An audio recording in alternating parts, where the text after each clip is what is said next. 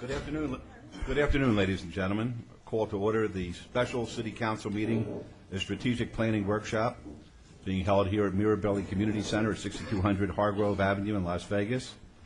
It's been called for December the 11th at 12:30, and I've been advised that we are in compliance with the open meeting law. Is that correct, Ms. Ronimus? That is correct. All right, thank you very much. Would please stand, and we'll all say the Pledge of Allegiance.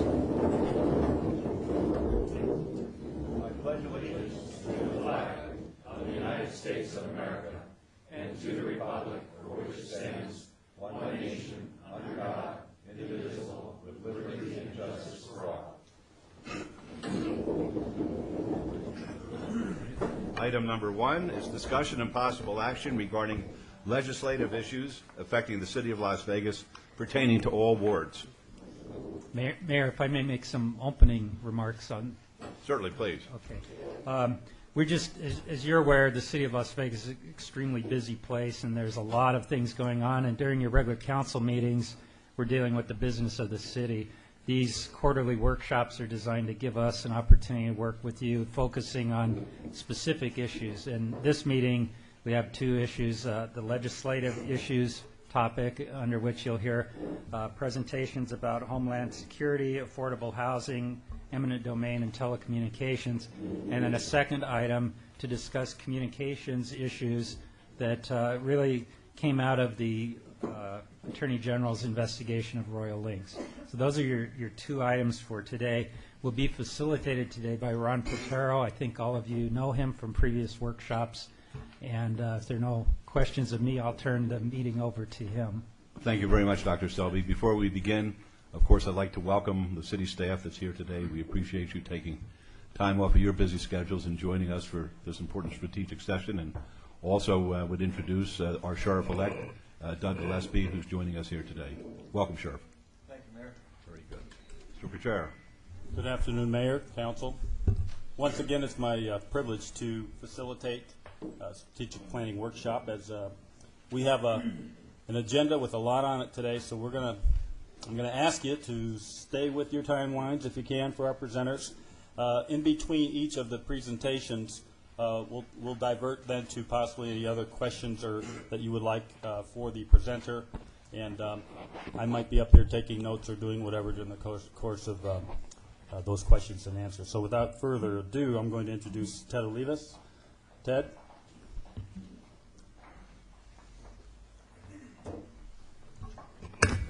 Good afternoon, Mayor and Council. As you know, the 2007 legislative session is quickly approaching, and so we thought that it would be appropriate to give you an update on some of the things that are going on from a federal and state perspective. I'd like to just quickly say that we have a new legislative officer. That is Leanne Lee, who's to my right, so we're glad to have her on board. And we're also joined today by Misty Grimmer, who works with Ostrovsky and Associates, who is one of our contract lobbyists, and she is here as well. I'll try to make these comments brief so that we stay on schedule, as Ron mentioned. If I have the clicker. There we go.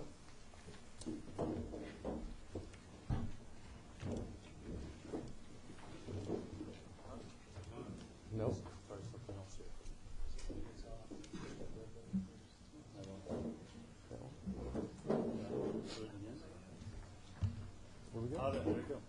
There we go.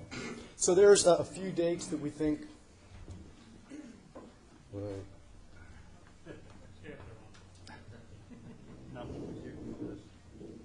Make sure the battery's working. Hold it like that. Push back down. Good. Go back. There you go. All right. Oh, we're way back. Okay. Oh, you're pushing it forward to go back to the front. For that one. Going up. Am I pushing this thing? Well, no, you're doing okay. This is not my clicker, however. But that's, So I'll go ahead and get started. There's some dates of importance that we thought that you would want to know about. That being February 5th is the start of the session. And what's important for us is April 13th, which is the committee passage. Those are the dates where we need to make sure that our bills are out of the first house. April 24th is when we need to get those bills passed by the first house.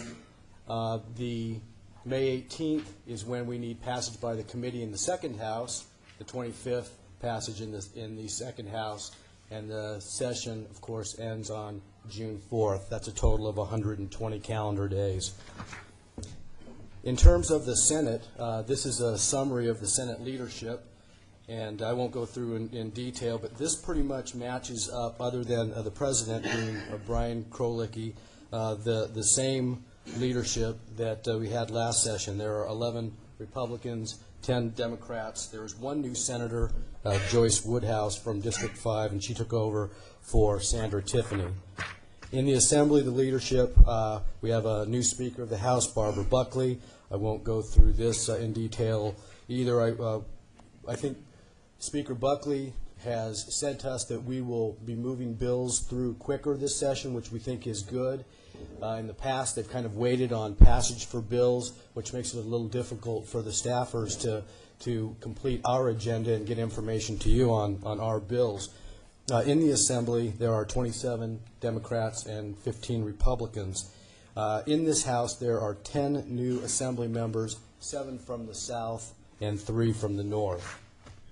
In terms of the Senate committees, these committees have not been formalized yet, but we're suspecting that they will be consistent with last session, nor have the committee assignments been made in terms of who's going to be the chair and vice chair, who's going to be on these committees. Last session they had 7 members per committee. Many of you may have heard that they may change that to 5 members per committee. We're not sure yet. I think what's important is in Commerce and Labor, the chair we suspect is going to be Senator Townsend. In Finance, Senator Raggio. Government Affairs, Senator Hardy, people that we all work with very closely. Additional committees are on the next slide for you. I think what's important here is the Taxation Committee and Transportation and Homeland Security.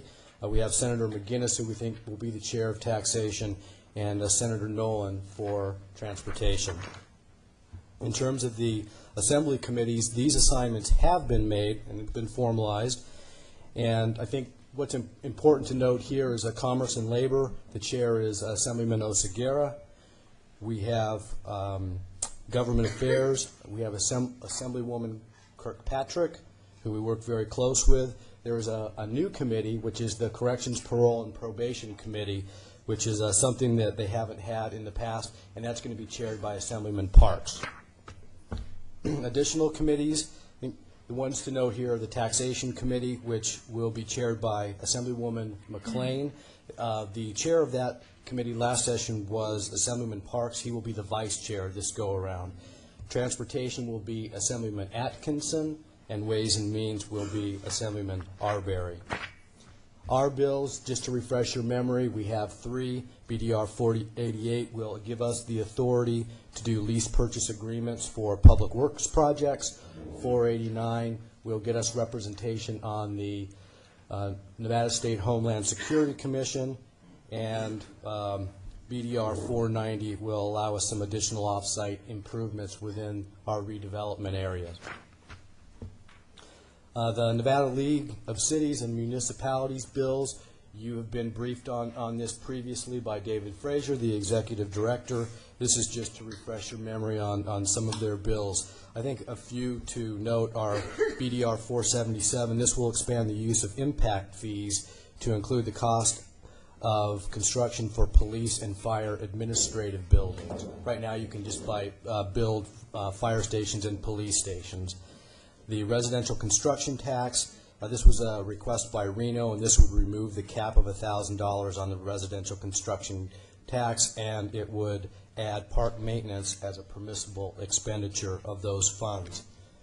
The fuel tax item, which was requested by Winnemucca there on the bottom, was withdrawn. And I guess I should probably mention the undergrounding of power lines. That was a request from Reno, and this would prohibit the PUC from assessing undergrounding costs to local governments for the undergrounding of power lines. So those are pretty important bills.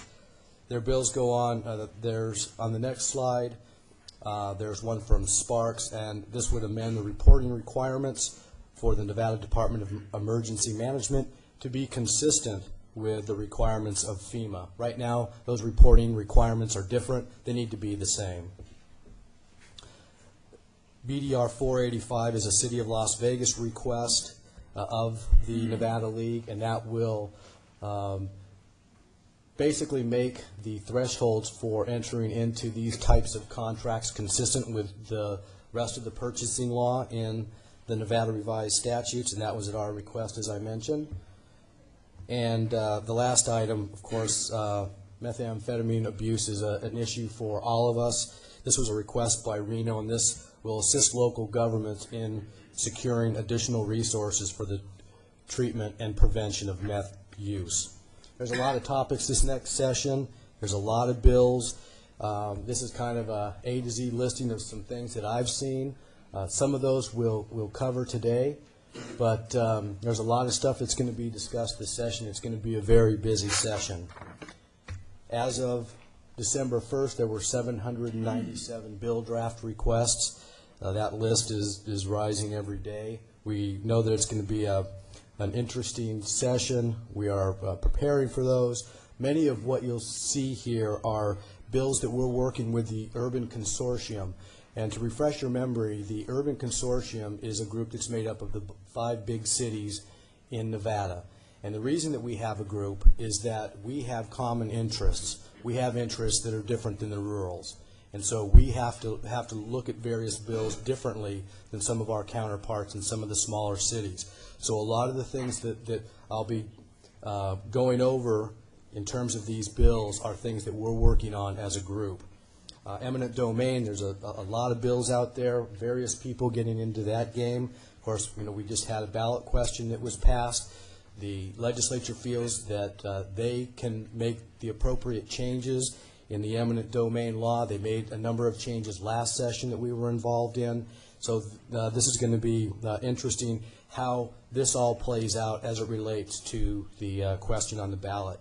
Franchise fees we're always concerned with. We call it the Vincentian principle for Mr. Vincent here.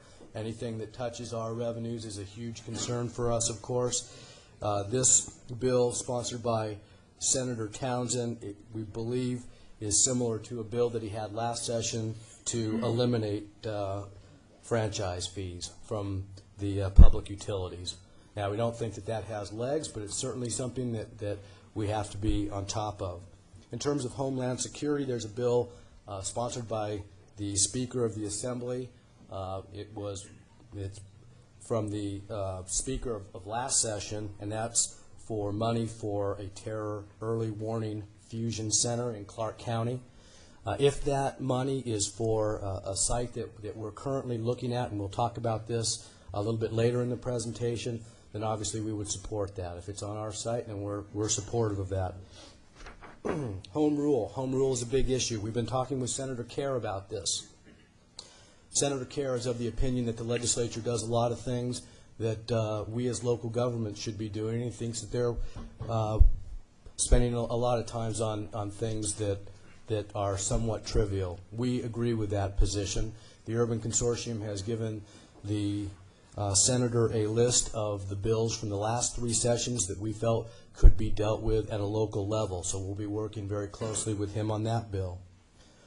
Procurement and the bidding process. There's a number of bills out there that relate to the bidding thresholds, subcontractor lists, and a number of different things in that regard. So our friends in the purchasing department will be busy with us this session. In terms of taxes, there's a few bills that I wanted to go over with you. The first is BDR 32 from Senator Beers, and that bill, as the chart defines, it reduces the amount of governmental services tax. That is basically, we think, the tax and spend control bill. So we think that that's just being resurrected in the legislature, so we're keeping our eye on that. BDR 360 from the City of North Las Vegas. They would like our C-tax formula to be modified to include their library districts. We obviously do not support changing the formula as it currently stands. And then finally, BDR 749, which was, it's in the Assembly Committee on Government Affairs, and this is a bill that will basically say that the consolidated tax formula cannot be changed for 10 years. So that could have some potential benefit for us. We need to see the wording. Obviously, on all these, the devil is in the detail. We do not have a formal position on anything until we see what those bills actually say. And I included the Airport Authority bill on here just because that's been a topic with us recently, and there is a bill in the Transportation Committee on the Assembly side which creates a regional airport authority in Clark County. We do not have the details on that, but that may warrant some investigation on our part, and we'll be monitoring that as well. Federal activity, we're working on our federal plan. We've already had the meetings. We will be getting back to you next month with the finalized plan.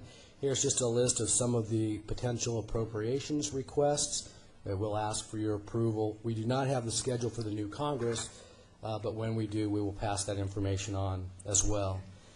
In terms of our federal public lands legislation, as you probably heard last week, Congress passed a bill that does not include the amendment to Section 7 of the Southern Nevada Public Lands Management Act, which was going to help us out in the affordable housing arena.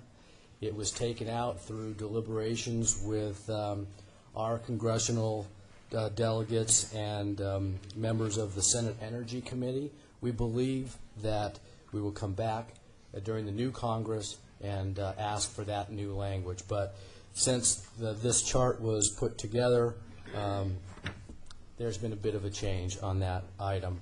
We're working with our federal lobbyists on public lands, Lionel Sawyer and Collins, on this, and we'll continue to monitor that. That gets us to the Nevada Cancer Institute bill, which was introduced on December 6th. Nothing will happen during this Congress, but it puts it on the forefront for the next Congress.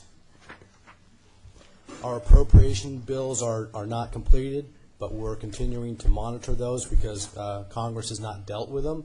So Vicki Cram and Ball Janik is monitoring those and keeping us up to date on where we're at.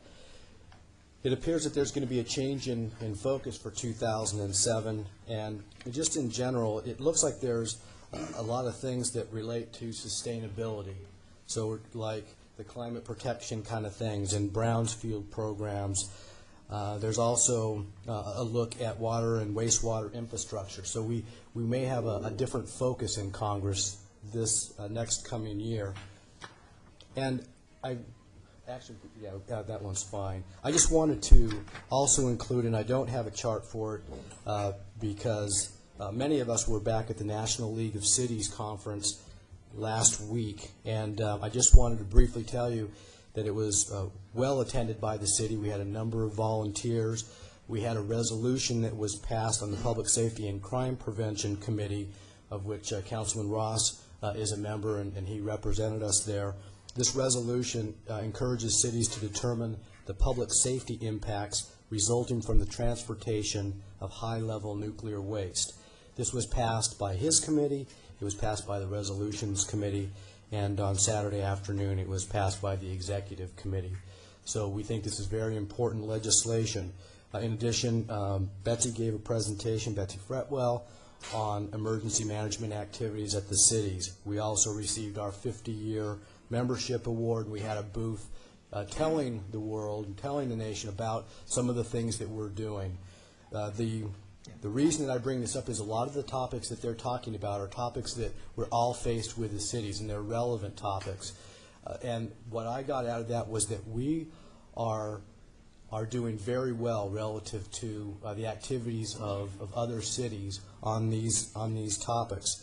And so I think that's important, and all of these have a legislative impact in one way or another, from taxes to smoking bans to downtown redevelopment and those kind of topics. So we thought I thought that would be important to communicate to you today. At this point, if you don't have any questions, I'll turn it back to Ron. Thank you, Ted. Any questions from the council for Ted's presentation? Any follow-up? Any questions? All set for you, Ron. Okay. Well, we're just going to move then right to our next presentation. Chief Washington, if you'd come up. And we're going to talk a little bit about Homeland Security.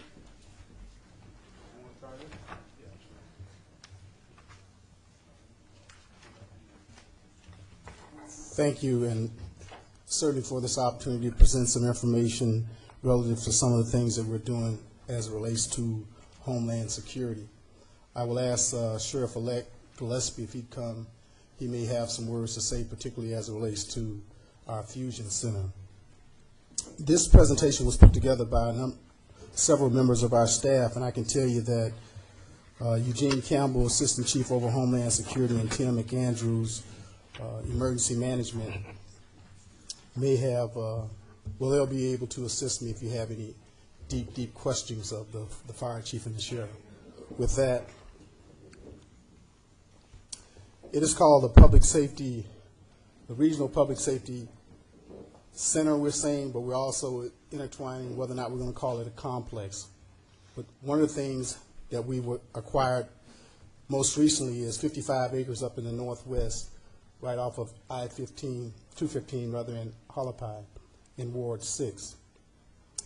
This complex, we just recently put a sign up there to inform the residents up there in that area what will possibly be going there. In fact, we've already had some inquiries as to what's going to happen there, so we're putting together a fact sheet to answer those questions. Partnershiping is important to us. As we develop this particular project, we've asked a number of people to assist us, and it will be done in 4 phases, starting with a regional emergency operations center, which I don't know, Sheriff, if you want to add some things to that, but I'll tell you, it's essential to us to have something of this level. I believe the Sheriff-elect, Eugene Campbell, some others have gone and visited other emergency operations centers. I can tell you that the feds, they want this of us in such cities as Broward County, Florida, Chicago, LA, New York, Seattle. In our own state, Washoe County has one of these centers already built. Go ahead, thanks. As you know, we have numerous events in our valley during the year where we activate a regional emergency operations center, and it's run out of the Clark County Government Center. But it's not a standalone entity, meaning something has to happen or pre-planned for it to be stood up and made operational. It's not there waiting to be utilized in the event of an emergency. If you think back to the floods that happened in our valley a couple of years ago, there was a time period where we were in a state of emergency and our emergency operations center was not operational yet. The goal here is that we have a facility where that particular aspect of an emergency operations center is ready to go at a moment's notice. And we at Metro actually want to take this to another level. When we were visiting other communities that have a regional emergency operations center, attached to that emergency operations center is actually a 24/7 operations center in and of itself, where it's staffed by an emergency management person, police personnel, some critical infrastructure people.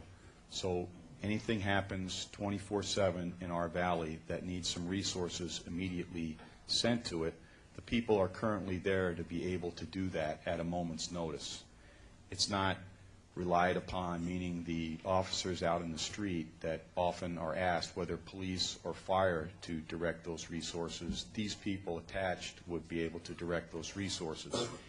In the event that that event becomes larger than what we thought, then the emergency operations center itself is activated, phone calls are made, and people who have seats respond, sit down, and we're able to deal with the situation much quicker than we are right now. I think I might be jumping a little bit ahead, but I think for you to also envision this as we've seen in other communities, and we think that they really have paid close attention to some of the demands that are placed on us since 9/11, is that this center just wouldn't be an emergency operations center either. You know, I talked about a 24/7 operations center that's attached to it. We would also, our goal is, or our vision is, to also have our 9/11 and 3/11 center there for police and fire. Okay? And then on top of that, what we'd also like to have there is actually our fusion center, our terrorist early warning group, whatever terminology that we use, would also be housed at this facility. So not only do you have day-to-day type information coming into this particular facility in regards to what's happening in our valley from a public safety nature, we also have information coming into this center nationally as well as internationally in regards to information that may be affecting us here locally. We realize that this is a big project, and there is definitely a lot of money associated to it. That's why it's the type of project that we feel can be entered in upon incrementally, where we pick what it is we'd like to start with and then build on it from that point forward. Thank you, Sheriff. With that fusion center, we will have, as he mentioned, police and fire personnel there and exchange information that will be needed for us to do the kind of job we need to protect our citizens and visitors to our city. Also in that center will be public safety folks centered around medicine, health service persons, and those types. The public safety fire training part will deal with us along with police and others who may need it to have a place to do low-level type driver training, classrooms, and those types of things will be a part of it. And again, it's three different phases with 4 different components to it, the overall operation. And this is just a little bit more explanation, which already actually has been covered, talks about the kinds of things that are done at that fusion center. And it is to detect and prevent terrorist acts.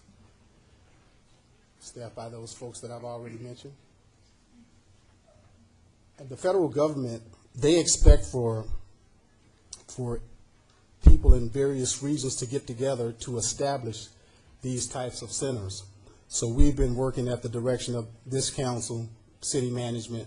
We are working collaboratively with the Metropolitan Police Department, Clark County government, to include their fire department, so we can all be on the same sheet and gather this information and get the kind of dollars that we need to build it. And the feds will do more for you if you're working in a more regional type of a mindset.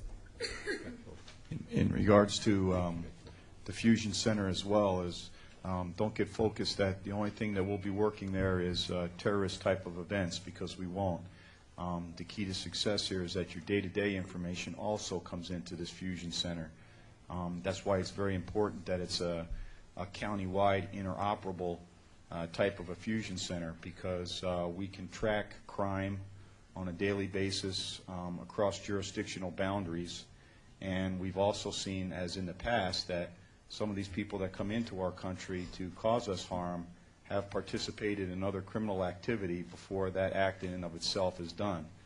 So it's not just the national or the international information that comes into your fusion centers. It's also your local crime type information that's used there. So it's just not for the big event. It's for a lot of things. That said, there's something called the Armor Team, the All Hazards Regional Multi-Agency Operations and Response. There's a group of police, fire, and others who will respond to, as the sheriff mentioned, other types of incidents that may occur in the region.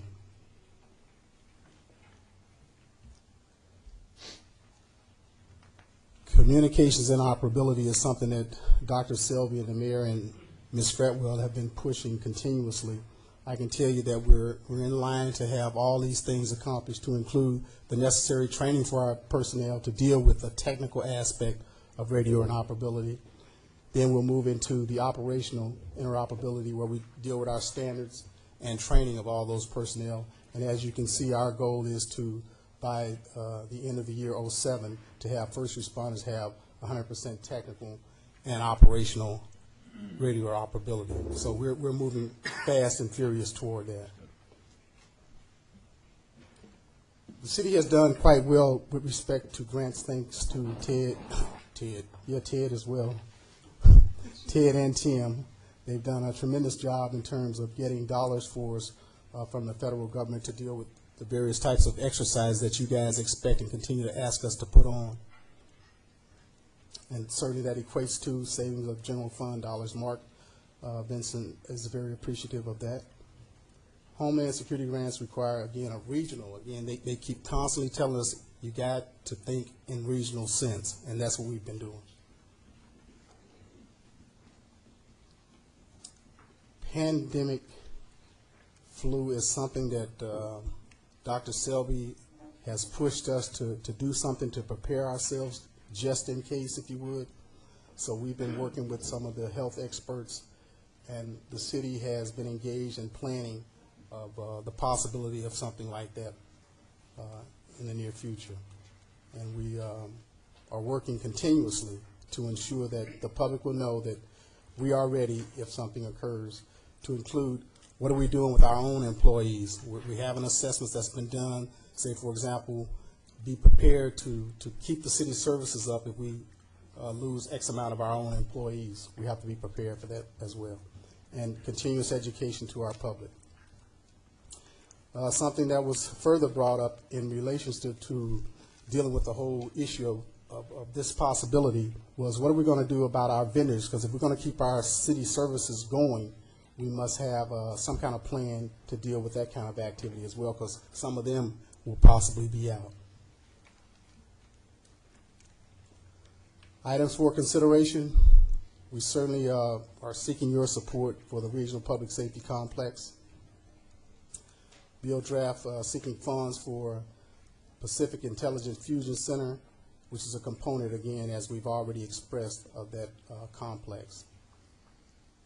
We also certainly want to have representation, whether it's the fire chief or the assistant chief over Homeland Security. We feel, and Ms. Fretwell has really pushed for that, and I think it's the right thing to do to ensure that we're sitting at the table to address any of those matters as they come down through that particular commission.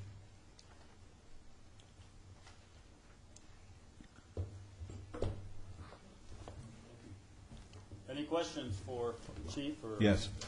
Sheriff-elect? Councilman Ross. Well, I think that needs to be part of this as well. Are we looking at any opposition towards these two BDRs, 751, 19, 489? I mean, do we feel comfortable with these, or are we expecting some challenges? Councilman, that's a great question. The answer is we are not anticipating any opposition. Of course, you know, that doesn't mean that we let our guard down. We do know that we have support from Dr. Carrison. I've talked to him personally. He is the current chair of the State Homeland Security Commission. We have support from Senator Heck, who sits on that commission, and other members of the commission. So I think we're fine. What happened was, during the 05 session, there was a change. There was a bill to change the membership, and because of various reasons, that went through. We did have a voting membership on there. Since then, we've got Chief Campbell to be an ex officio member, and we have the commitment from that commission to get us back on. Thank you. That answers my question. Thank you, Your Honor. All right, thank you. Any other comments or questions? Your Honor, I have a question. Yes, Councilor Weekly. Thank you very much. Chief, I'd like to ask, per Dr. Selby, he instructed you all to work with various health administrators. As you all look to garner up some support for the possible Fusion Center or the RPSC, are you making contact with someone like Dr. Kwolek with the Southern Nevada Health District? I mean, Mayor Pro Tem and I serve on the Health District Board, and I know that in the event we receive lots of presentations on various possibilities of pandemic and avian type flu outbreaks if in the event something were to happen. You know, is there a line of communications Yes, sir. Absolutely. with Dr. Kwolek and the Health Yes. Board? And then I guess the other part of that question would be, if in fact this Fusion Center were to come to fruition, would we have someone from that industry as a part of that center as well? Yes, sir. Yes, we feel it'll be necessary to have a number of different players at the table as we address that. But yes, health police, fire, and others will be a part of that operation, yes. Thank you. Thank you. Anybody else? I have a couple of comments and questions on the Regional Public Safety Center. Would this take the place of the other center, the center that we have and the county center, or would this be in addition to it? This would be in addition, you're talking about like the training centers? No, I'm talking about like what we set up for New Year's Eve down in the Fire Administration This will- Building. You know what, Mayor, that's one of the things that they're suggesting is that we do have something like this, because right now there is no redundant systems, and we would have that as a result of putting this up. So we would have systems to back us up. So in other words, we would have the main center, and then we would have individual centers that we'd be working on a daily basis? Betsy? I'm not sure if this is on. Mayor, there would be two different levels, if you would. You'd have this one that would become the main EOC for the region. And then you would have backup EOCs that you could stand up if that area were impacted by an event, a flood, and you couldn't get to it, then you'd have to have a backup center.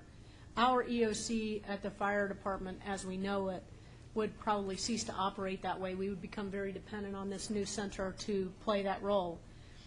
One of the things we're working on right now, and we've hired a local company who has done some of the research on Yucca Mountain to work on with us as a structure that would help us identify who uses the facility when, to what degree, how does it get managed in the interim, et cetera, so that if there were multi-jurisdictional events going on, but there wasn't one regional declaration of emergency, how would we manage that facility? How would we all use it, not trip all over each other? So Sheriff, we're working on that now. Thank you. Sheriff, did you want to add to that? That's basically what I was going to say, Mayor. Okay. The Las Vegas Visitors and Convention Authority is taking great pride in the fact that that convention facility will have its own police station and its own fire station. It's unique, I believe, to any convention center in the world. And I would really believe that, based on the fact that we are concerned with safety of not only the residents who live here, but also our visitors, that the Convention Authority may very well be a source of some funding for the regional center, because that will be a selling point as far as public safety is concerned in the area here. So you may want to check that out with them. Okay? Will do. Right, and the last thing, we all can see that after 9/11, there is a real need to have security and also to have intelligence gathering programs going on. But at the same time, the current administration in Washington has gotten themselves in a lot of trouble because of what some people think is an overreaching and perhaps a violation of individuals' constitutional rights in the gathering of this information. I would submit that if we're going to have a fusion center which is going to gather information, that it'd be in the best interest of this community to have an oversight committee which would be able to review what is taking place there, because I would hate to see us reach a point that individuals were making decisions to invade privacy of others, whether warranted or not, without some type of court supervision.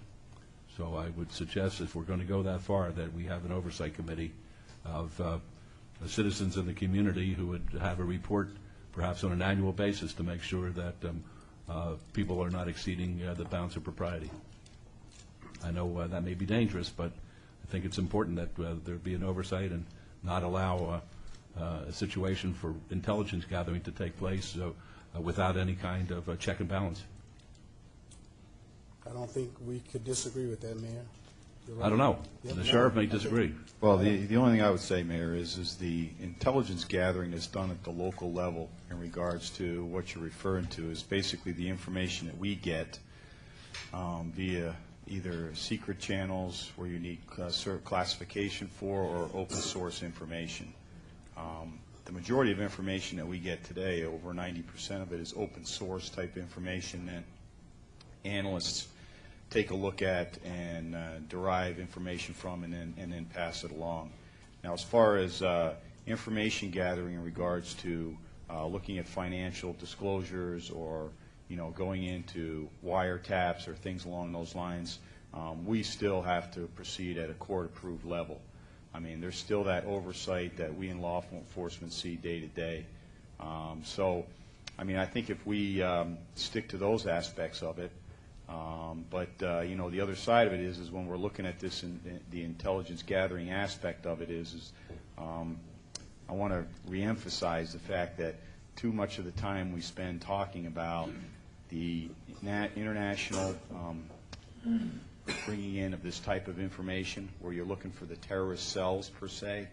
A good portion of what's going to be coming into that fusion center and what is going to be pushed out to local law enforcement is crime that's happening within our community and within our surrounding states. It's going to afford us the opportunity to have information come into one hub, and then we can push it out to other entities in regards to day-to-day type criminal activity in conjunction with you know, the terrorist type of events that we're monitoring very closely as well. Well, even at the federal level, when wiretaps are being conducted both federally and statewide, there is an annual book that comes out indicating the applications that are made for the wiretaps, indicating which judge authorized the wiretaps, what the wiretaps were used for, and the like. I think the very least that we should have, the very least, would be an annual report as to how the senator was used on the intelligence gathering fusion area. I think that would be very fair. All right. Yes, Councilor Weekly. Let me ask one more question, please. In the event of an emergency, how do we alert the general public? 'Cause I'm not aware of that. I'm not sure if you remember some years ago here in Southern Nevada, around noon, they would test a siren. And people knew that it was a test, but it was a test to let you know that in the event of a major emergency or catastrophe, you were to go immediately to your television sets to get instructions. How do we do that today? Because someone asked me that question, and I have no idea. Do y'all use the Amber Alert to? There's a number of different telephone systems. Where's Tim? He probably can give you a more succinct answer. But yes, we do have means of doing that, Councilman, to include the, what is it called, a tickler that's on the TV. We do it on Channel 10, Channel 2, and other TV channels that will help out. Good afternoon, Mayor, members of the council. Tim McAndrew, the emergency manager. Public notification is usually conducted in three primary mechanisms. The first and usually the quickest is through the professionalism of the public information officer staff at each of the public safety jurisdictions of public safety agencies, including Metro, have on staff working continuously with the local media. We also then have two technical systems. One's called the Emergency Alert System, formerly known as the Emergency Broadcast System, and that is exactly what Chief Washington just alluded to. That's that banner, the text banner that you see running across the bottom of your television screen, and then audioly, you hear that over radio, broadcast radio as well. The third mechanism that we have in place is a reverse telephone notification system. Oftentimes in the industry, it's called reverse 911. I'm cautious about that term because that's actually a proprietary term, and we bought the other guy. But we own one of these utilities, and from the fire department dispatch center, we can launch out a pre-recorded voice message in a number of languages, and that goes out to geographically based regions of the city that we want to alert folks. Thanks, Tim. Any other questions? Thank you all for your continued support.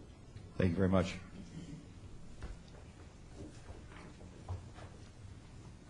Okay, our next presentation is going to be on affordable housing. And Director Steve, come on up.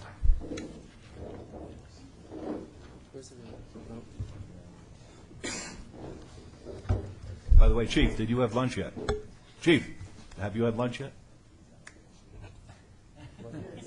Okay. Good afternoon, Mayor and Council. Steve Harson, Director of Services for the Neighbor Services Department.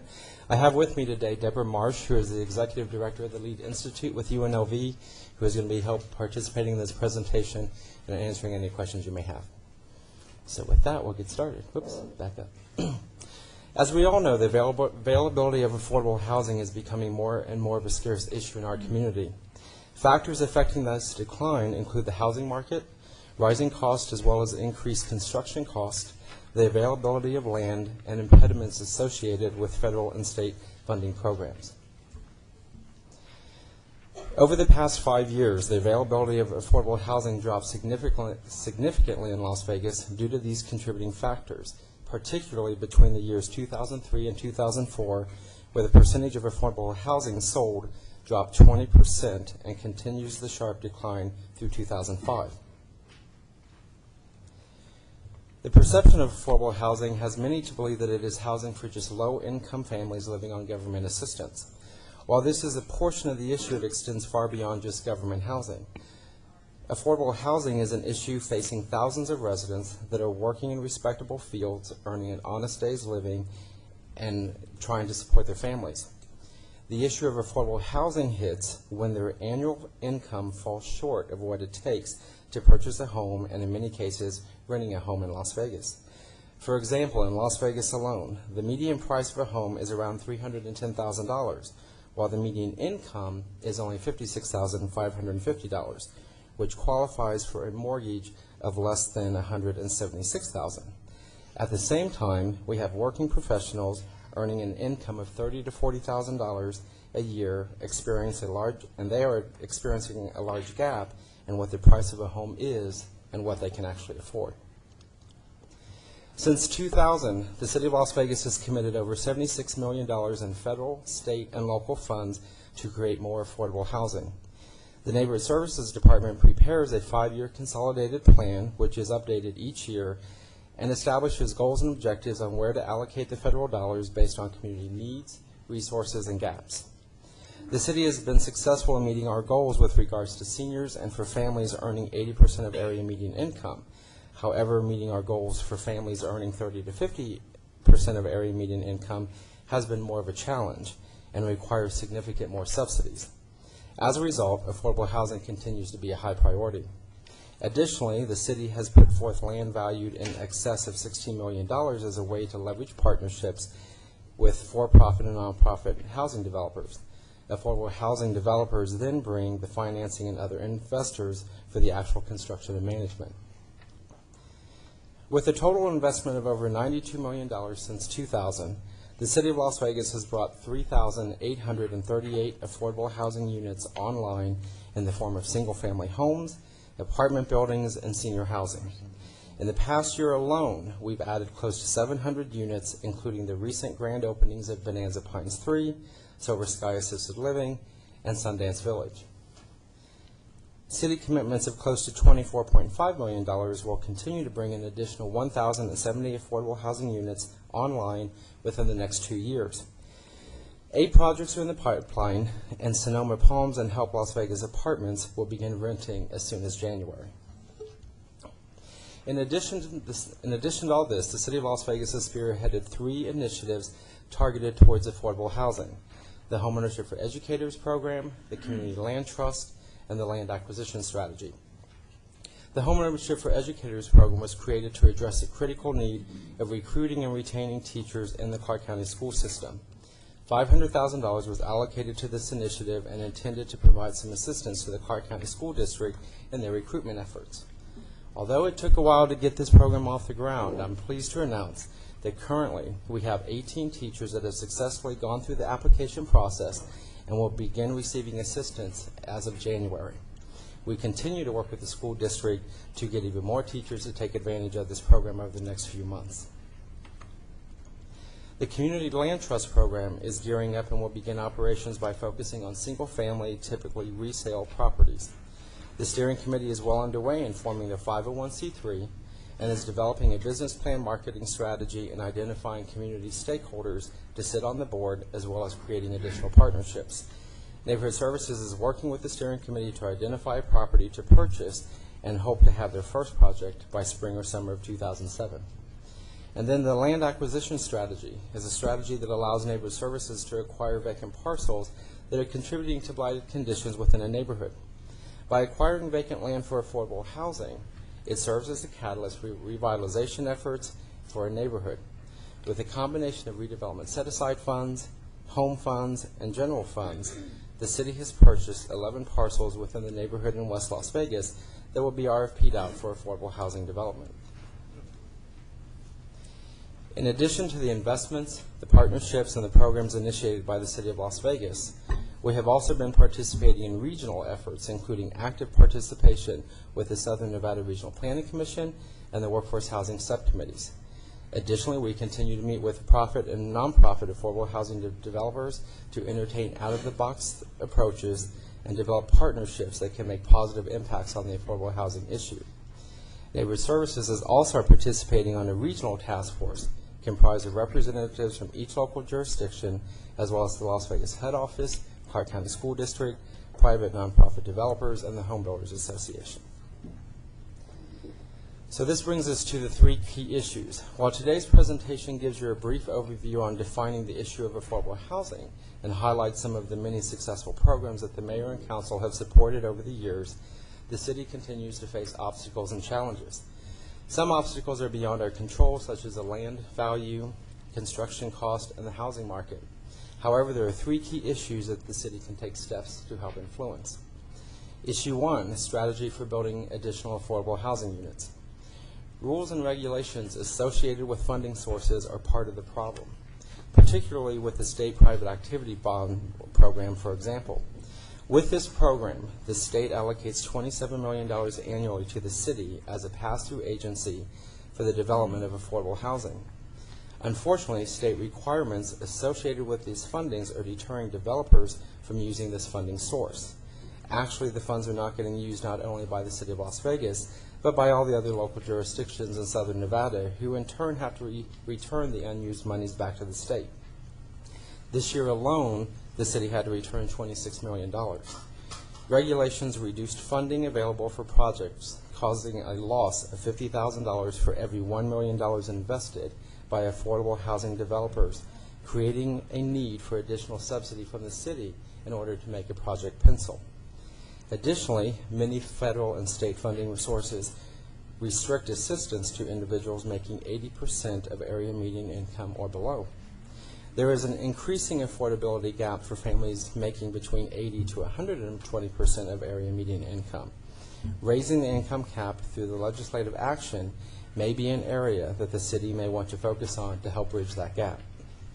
An approach the City Council may want to consider is to direct staff to investigate impediments and restrictions associated with affordable housing, particularly regulatory constraints attached to funding sources, so that we can take steps to remove impediments that inhibit developers from building more affordable housing. Issue number 2, NIMBYism, commonly known as an acronym for Not in My Backyard, is an ongoing challenge for affordable housing development in cities throughout the country, including Las Vegas. Land entitlement issues such as zoning changes and general plan amendments have made affordable housing a challenge to develop in some of our neighborhoods.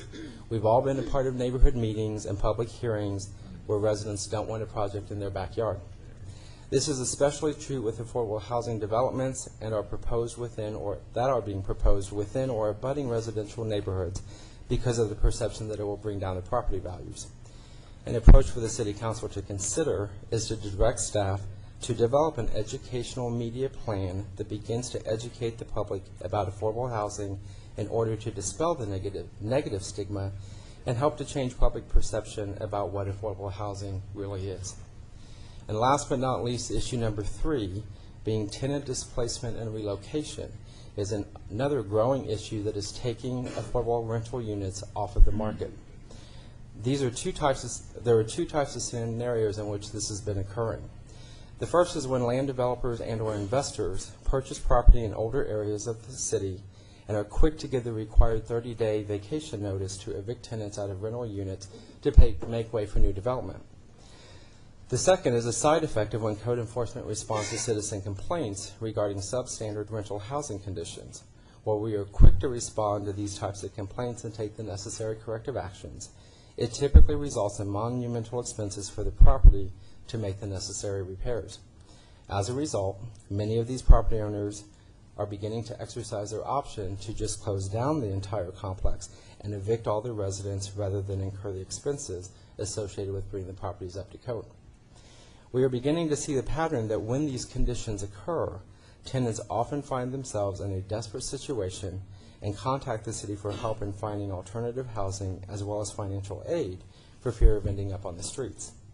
These are types of evictions continue to threaten the ability for very low-income residents to stay in low-rent housing and puts an undue hardship on the city to assist with emergency relocation in order to prevent them from becoming homeless. And again, an approach that the City Council may wish to consider is to direct staff to explore a mitigation strategy that would require these property owners to actively participate in relocation efforts when it impacts low-income residents. This approach could involve forming a working committee of key city departments working with community stakeholders to identify viable solutions that puts more accountability on the property owners without negatively impacting redevelopment efforts or fostering substandard housing conditions. And so that's a lot of information I threw out to you. At this point, I'm going to throw it over to Deborah Marsh and let her say a few words. Thank you. Well, it's obvious that the City of Las Vegas has made significant steps to begin to address the affordable housing concerns in your community. And I think that obviously Steve has made some suggestions and recommendations on things you could do or to recommend to the staff to do to move forward to help to address some of these issues. Last night I came back from Washington, D.C., where I participated in a forum with the Urban Land Institute. It was the Larson Forum on land use policy. And at the forum we identified issues that the Urban Land Institute was going to be addressing in the coming year. Participating in this forum, we had the former governor of Maryland, we had developers. There were 20 individuals there, developers, we had financial institution representatives, we had academicians, and we had planners as well. And at the forum, we discussed a series of priorities, and number one priority that came up in that environment was affordable housing. And clearly, affordable housing is not just Las Vegas and Southern Nevada's issue. It's an issue across the country that needs to be addressed and needs to be looked at, and we need to find solutions. Other issues that were also addressed at this forum included sustainability, transportation and energy, development patterns, and it was clear that all of these issues are interrelated. They're all interconnected, that you look at community sustainability, you look at the health and dynamics of a community, whether it's looking at the economic, social, and environmental implications of a development you build, that if you're building a development, you can't ignore the police and fire issues, the educational issues. You can't ignore the parks and open spaces that will be required as you build. And as Steve said, we need to get more units out there. We're growing at a rate of 5,000 to 7,000 people a month coming into the valley. And I think that I'm sure you as a city have looked at the changing demographics of our community. You've looked at the growth that's occurring here, and you see that by 2020, our population, 25% of our population will be 55 and over. By 2030, the U.S. population is projected to be at 84 million, and by 2040, it's going to be at 100 million. And most of that growth is really beginning to be focused in the Sun Belt areas, that people are moving west. And as I heard in Mr. Washington's presentation on looking at us as a region, one of the suggestions that came out of this is that we have mega regions, and they started doing mapping, looking at where we're growing as a community. And our mega region really is Southern Nevada, Northern Arizona, and then back into California, because most of the logistics that occur in terms of shipping goods and services into our community comes from Southern California. It comes up from Long Beach Harbor. So we have to be looking at ourselves in a bigger way. And people are moving here. We're going to have to begin to continue to look at affordable housing as a solution to some of the issues that are going on in our community. We are a mega region. We have global patterns of growth. We need to be seeing ourselves in terms of a much larger community. We need to be educating our community, as Steve said, on looking at affordability issues so that NIMBYism isn't such a strange and foreign subject, and also educating our elected officials, because we need to be making it safe for them to make real difficult decisions. And listening to the discussions in Washington, and I know this may not be a popular discussion item, but in Washington, clearly one of the big ways that you're going to get affordable housing built is through inclusionary zoning. And now I know that's not a popular discussion item, but developers can make money in inclusionary zoning. We just have to look at how we educate them, show them the ways that they can make money, look at other communities who have been successful at it, and see what we can do to partner to address those concerns. Because inclusionary zoning does not mean cheap development. It means quality development. It means good products. It may mean more densities, but it also means that you add open space and quality of life enhancements to ensure that you're giving each and every one of those residents the opportunity to live in a quality neighborhood. I'm not going to go into any more detail, but if you have any questions for me, I'd be happy to answer for you, and I'm sure Steve would too. All right, Councilman Wilson? Thank you, Mayor Goodman. Steve, could we go back to the slide that you were showing us for home ownership for educators? There it is. That one? Right there. Because then I want to go on to the next one. First of all, it's really nice to see that we have apparently 18 teachers that are up for acceptance into the program starting in January. Yes, and we hope to get that number up. Does that mean these are teachers who have applied to receive this kind of assistance? Yes. And are going to be moving here or have moved here? and Many will of them start- are already part of the school system. They're already teaching, but they're taking advantage of the program. Again, unfortunately, it was either the school district to go through their process of getting their teachers on board. But we are up to 18 as of that we just found out. 15 are for rental assistance. 3 is for mortgage assistance. But again, we hope to more than double that number. And that's super, because I think the last report we had, the number was 0. Yes. And we were all kind of dumbfounded that we've got this great program and that nobody was participating.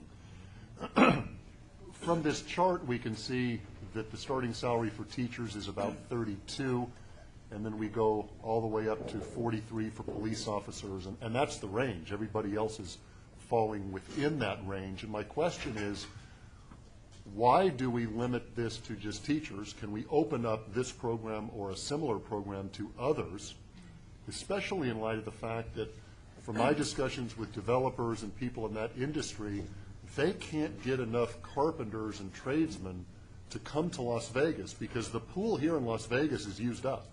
And we're drafting people from out of state to come in to work in that industry. So can we open this kind of program or develop another kind of program for others, like carpenters on your chart, to participate in? Yes, I think that with the Homeownership for Educators program, it was specifically targeting a need that we got from the school district. I think as the pilot and we work through this, there's probably some opportunities that we could look at doing a similar type of program, maybe not even specifically targeting a particular career, but actually looking into, again, the income aspect. And I'm sorry.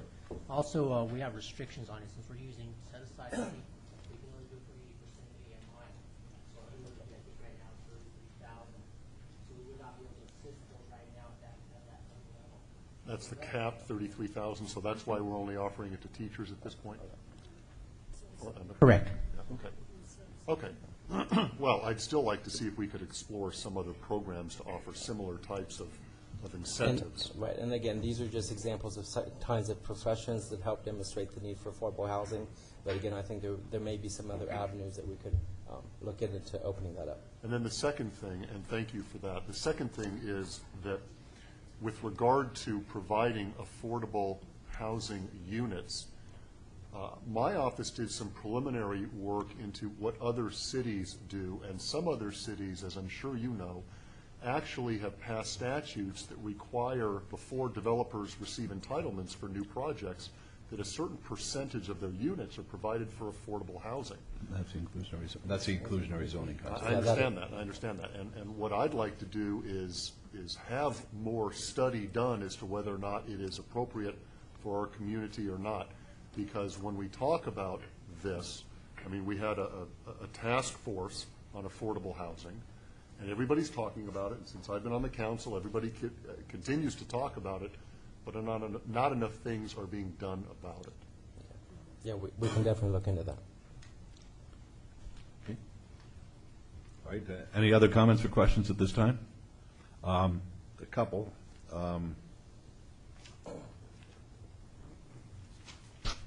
Dr. Selby and myself visited New York about 10 days ago. Seems like 10 years ago.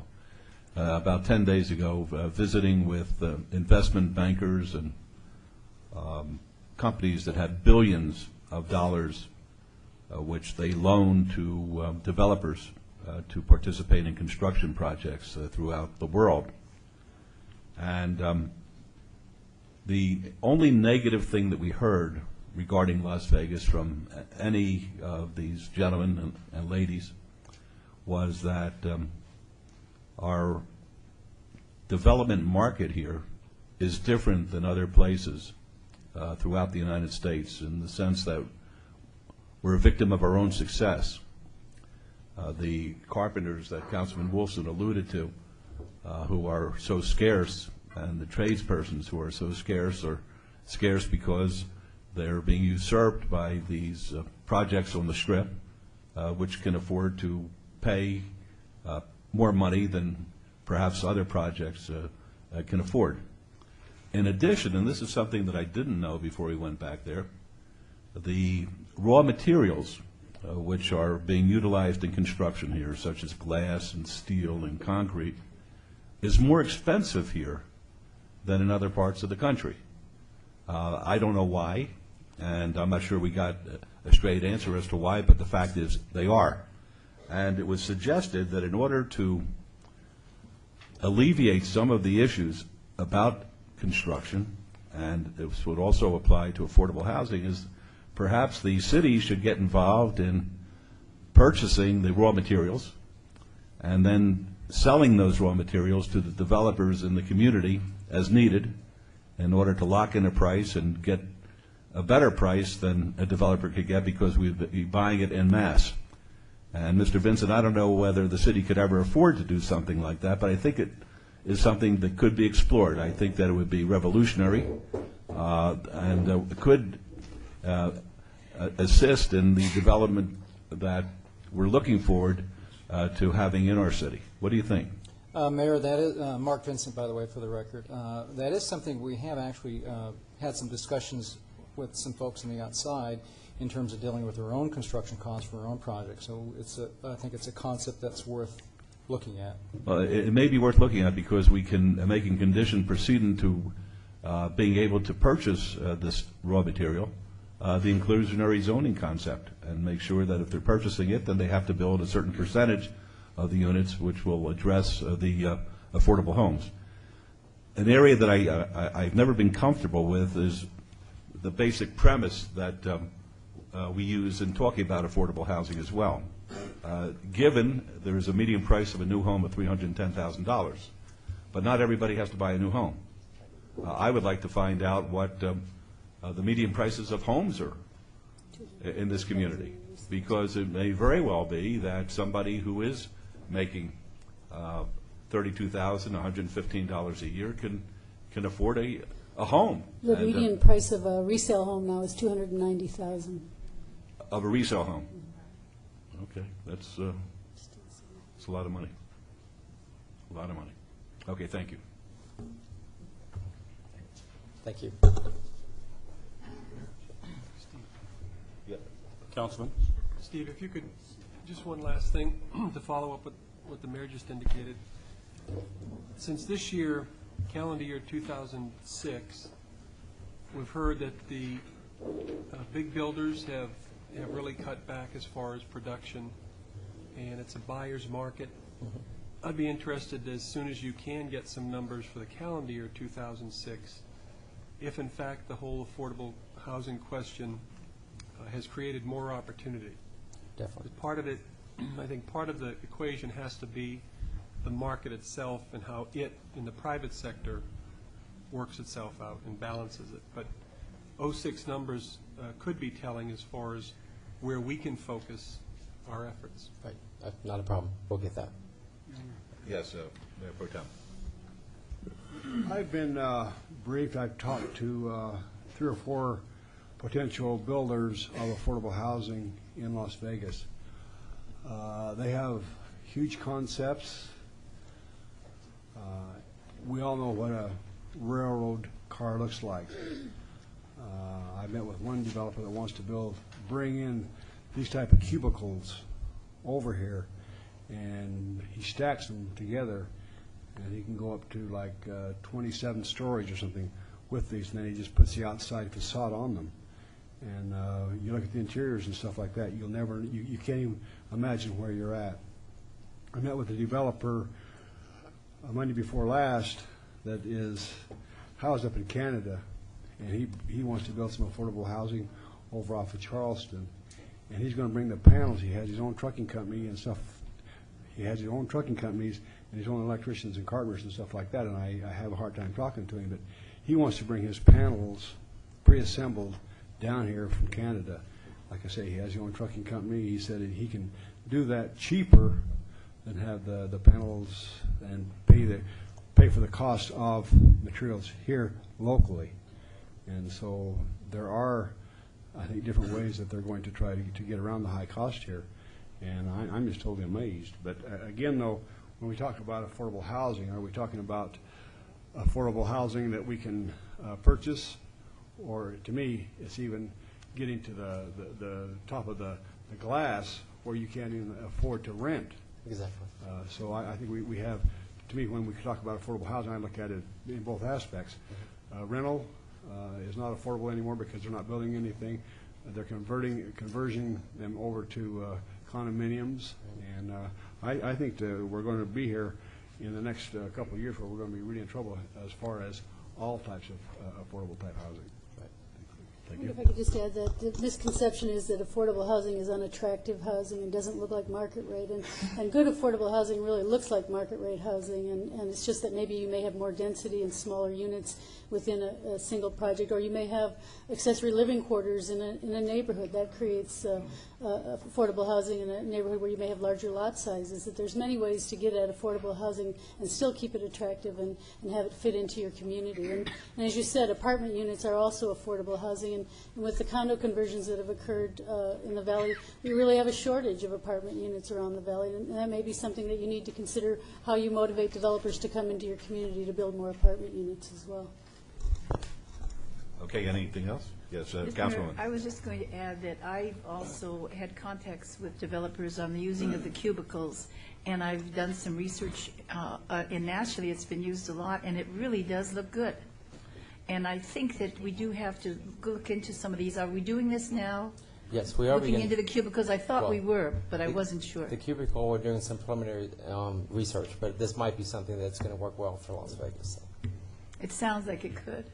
Well, the Live Work fellows with whom the city is dealing, who have purchased 5 blocks downtown, they have a concept of bringing in these prefab units that have just been described, the cubicles. They're having those manufactured, as I understand it, in China now, because it's cheaper to manufacture in China than it is here, based on the cost of the material, not even the manpower. And they're going to ship them over here, and that's what they plan to use as far as their apartment complexes are concerned. Just like big crates. Yeah. Big crates, yes. And they look nice when they're put together. Okay. Thanks. Thank you. Rather than move to our next presentation, it seems like an appropriate time to take a little boys, little girls break if we want to. Mayor, can we do a little recess meeting first? Well, why are you asking me? No, yes. All right, let's take a 5-minute recess. Thank you.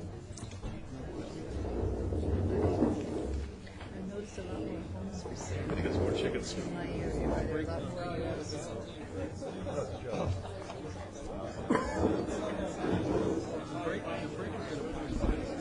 Nice to see you.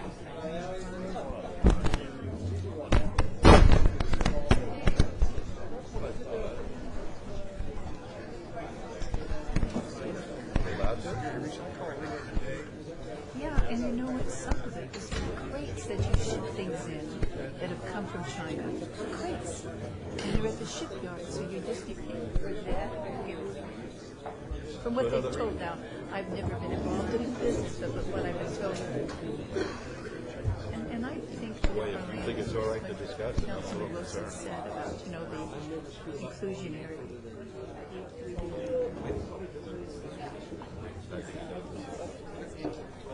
Just scared. No, I'm just scared.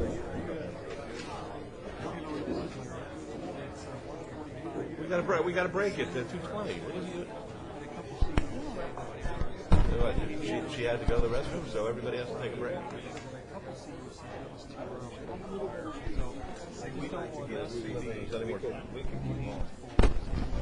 Okay.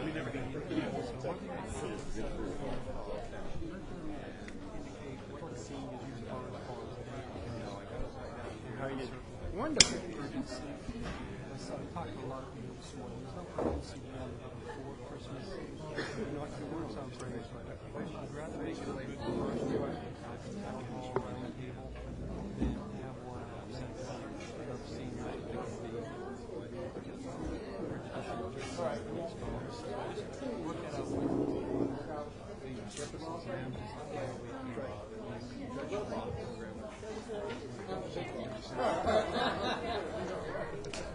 for me, it is.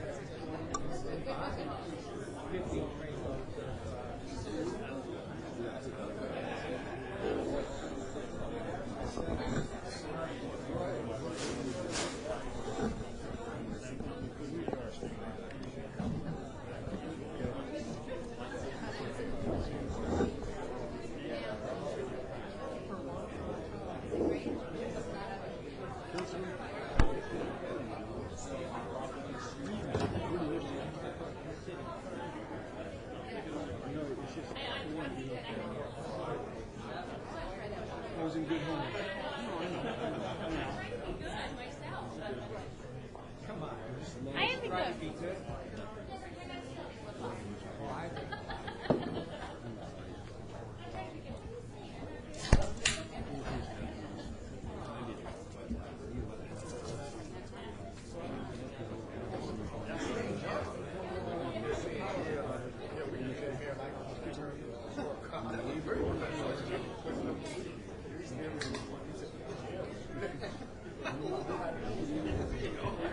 We're doing the right thing right now.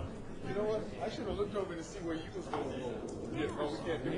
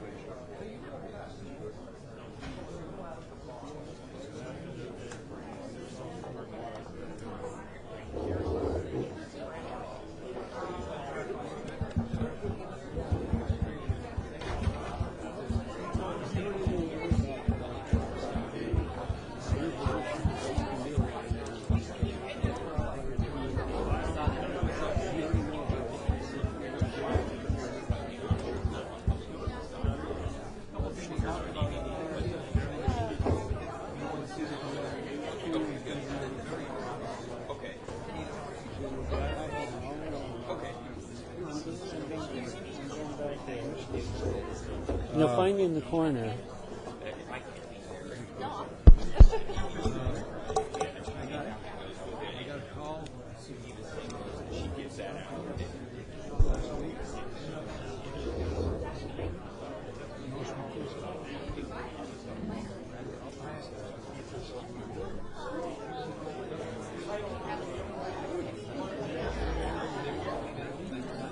No, I stopped.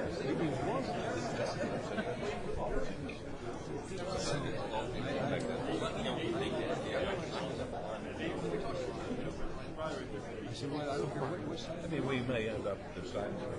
That's a decision. There's nothing too wrong.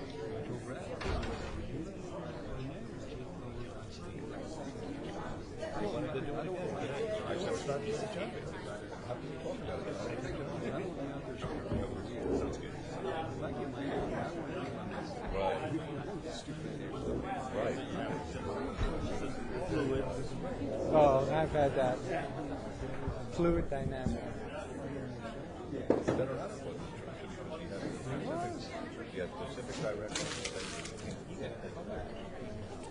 And again, though, Larry, that's one of those things where, you're around the bend to find out a way to implement it, or what are they going to do? Have you tried that soup? I'd like to take it.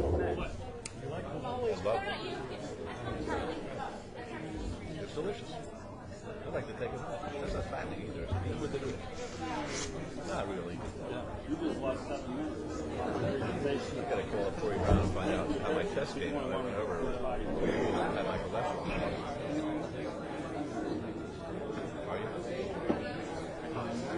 Are you?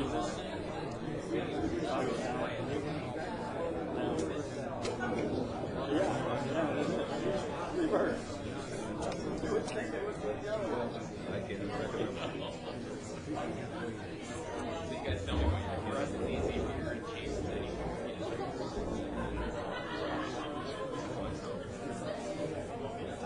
Well, my wife is talking to him about the group rate.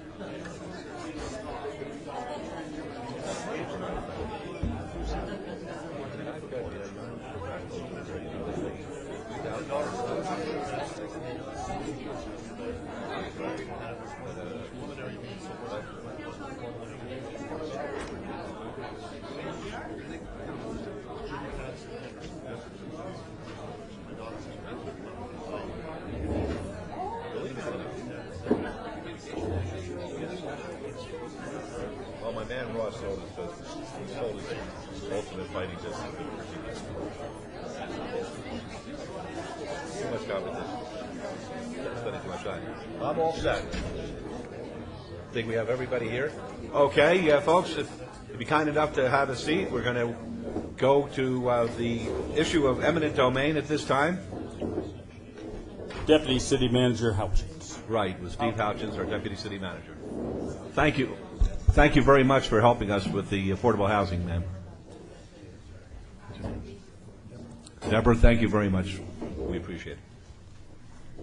Good afternoon, Mayor and members of council.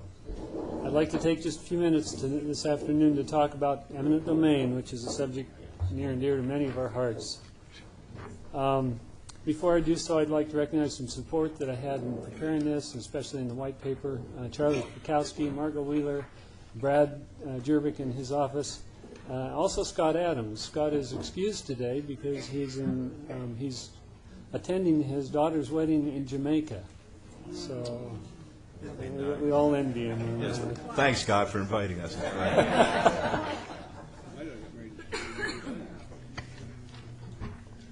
Let's see. Eminent domain is, as most of you know, is the inherent power of the state to expropriate private property without the owner's consent. Basically, we refer to it a lot as condemnation. It's also referred to as a taking or sometimes a quick fix. It can be divided, I need to get the hang of this. It can be divided between what we call private use and public use. Public uses you see every day. You drive on them, you City Hall, you walk on them, they're parks and trails, storm drainage, traffic signals, various facilities, parking structures, and so forth.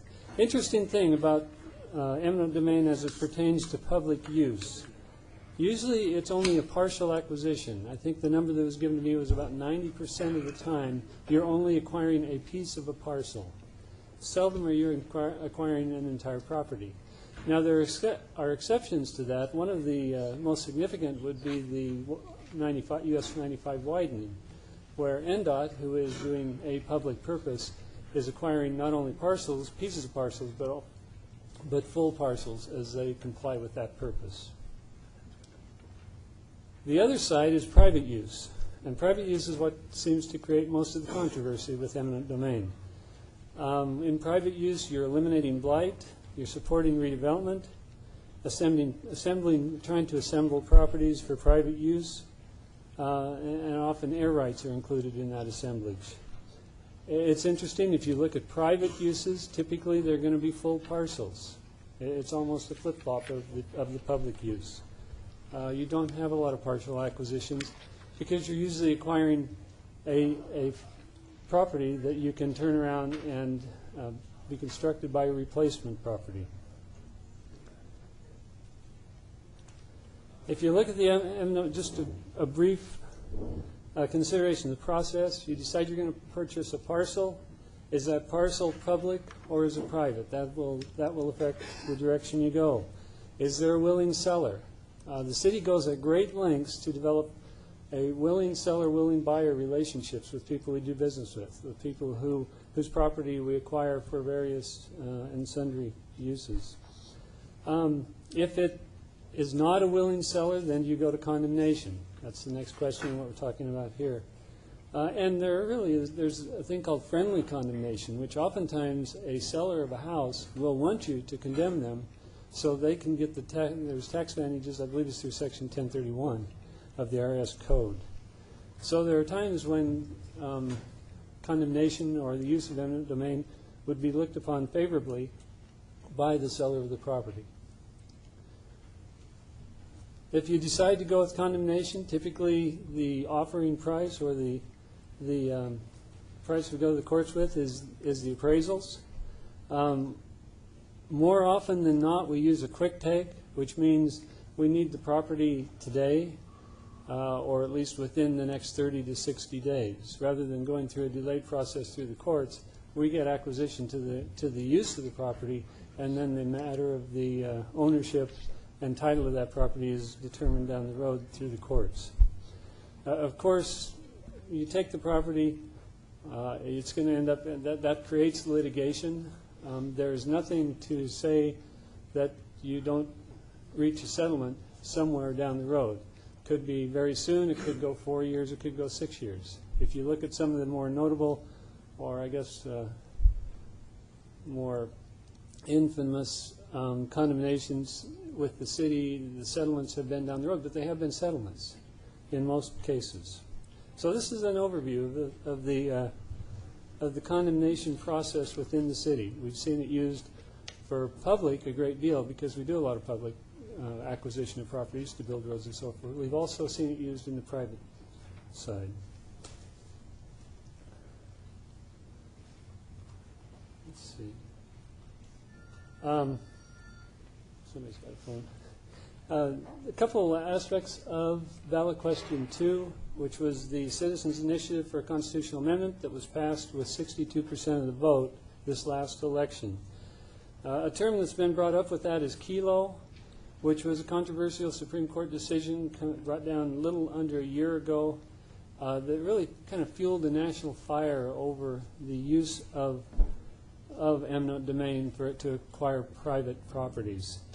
And it's interesting because the Supreme Court upheld the use of eminent, or the government's use of eminent domain, but it was a 5-4 vote, as I understand, and the dissenting discussion on that vote was pretty inflammatory to the point where it tended to generate some community support for measures against eminent domain in the private sector.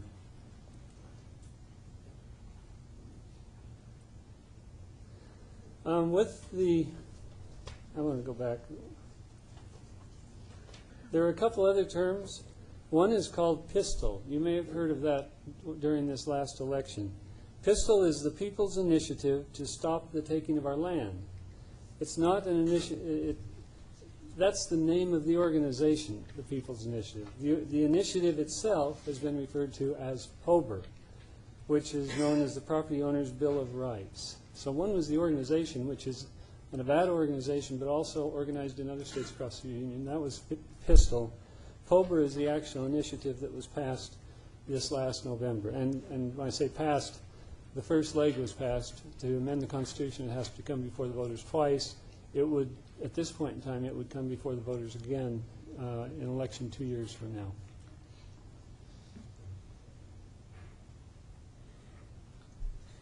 Just a few of the POBR initiatives that have a lot of significance to the city. It's the government's burden to prove public use, and that's not out of the ordinary. Hold on just a second.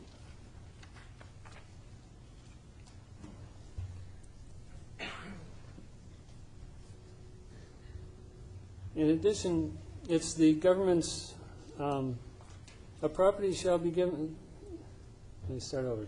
In eminent domain activities prior to the government's occupancy, a property owner shall be given copies of the appraisals of the government and shall be entitled at the property owner's election for a separate and distinct determination by a district court jury.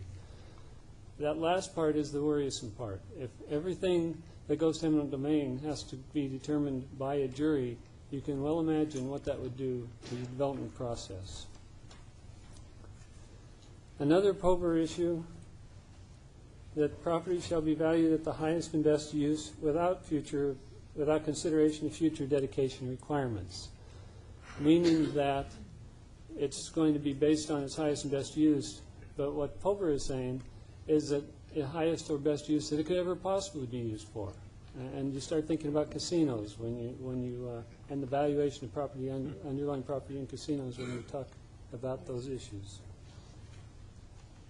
Just compensation, the sum of money needed to place the property owner in the same position as if the eminent domain had never happened. Of course, that would be very difficult to do, and very costly and very time-consuming.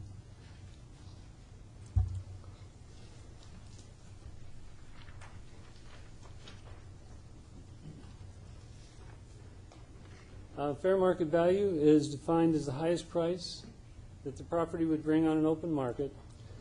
Section 11 is another worrisome. If property is not used within 5 years, it will revert back to the original owner at the original purchase price.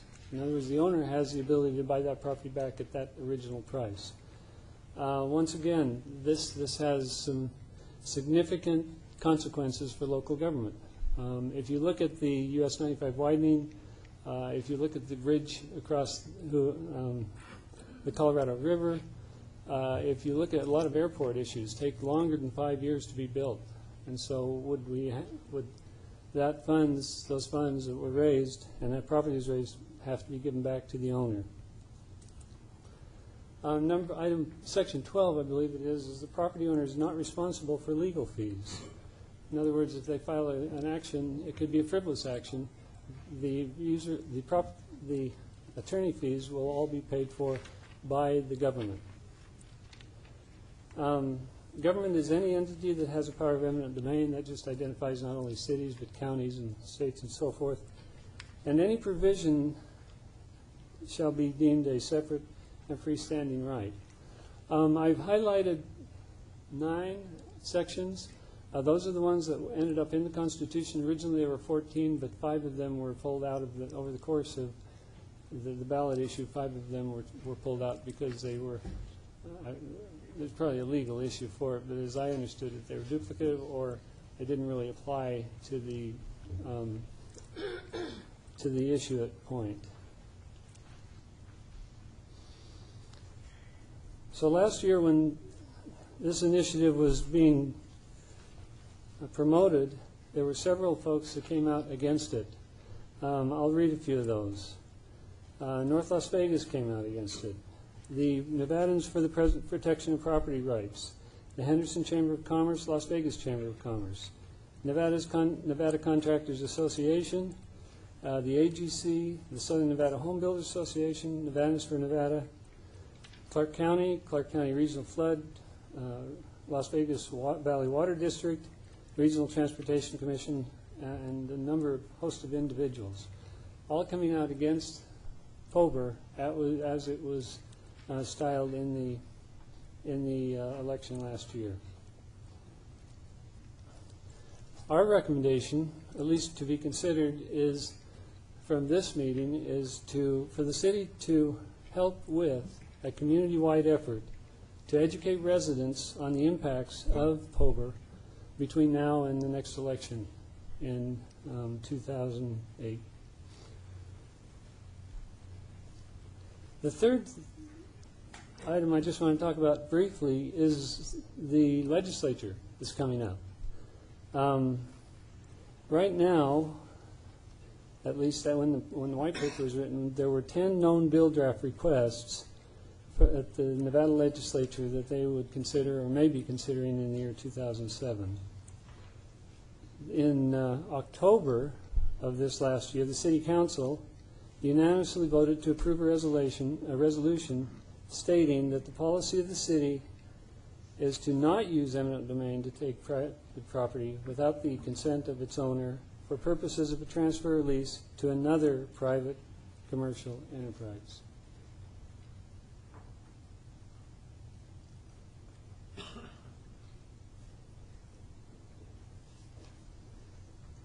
Okay.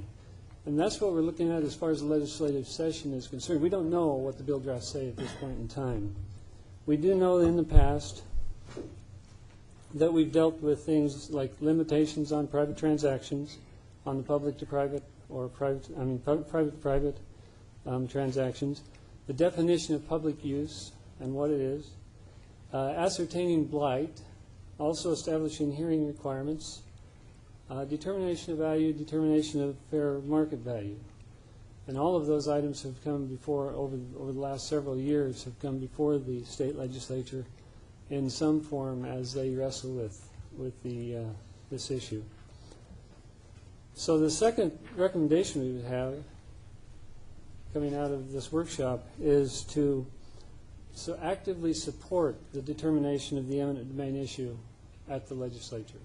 We don't know what it's going to be, and we want to support it so it still works for the city, but falls within our needs and also our concerns. That it doesn't shut business down in the public sense, but we still are able to operate and do what we need to do in terms of redevelopment. With that, I'd like to open up for questions. Are there any comments or questions? Well, Mr. Houchins, I think the bottom line really is there's a basic distrust that the elected officials will do what they say they're going to do, and notwithstanding the fact that there have been resolutions and public proclamations to the effect that we will not take from private to give to private, I think that the public is not going to be satisfied until there's a codification of that, until it's a law. I really believe that if, in fact, a law is passed that makes that clear and concise and simple, that's what appears to be a great moment to the public, that they don't want government to be able to come in and have a private person benefit from some governmental activity. I think if we have a statute to that effect, I really believe that you won't see a constitutional question on the next 2 years from now. But I think it has to be made loud and clear. I don't even think it's a matter of educating the public as much as it is to get it down in black and white and to proclaim that this is the law and it ain't going to happen. I appreciate that. Anybody else? Okay, thank you. Thank you.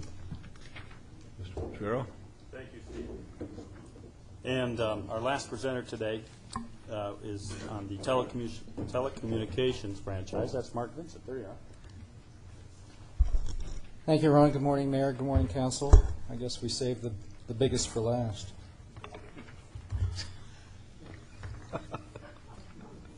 We got that. What are they laughing about?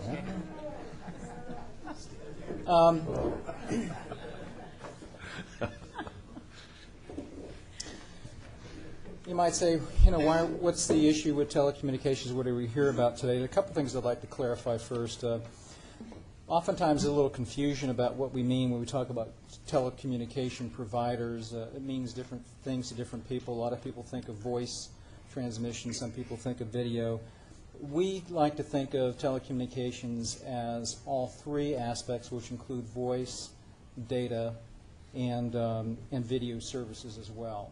We think that way partly because technology is driving that way. When we get these sorts of devices where we have voice and data on our devices and now video, it's hard to keep them separate. They all look very much like they're the same thing.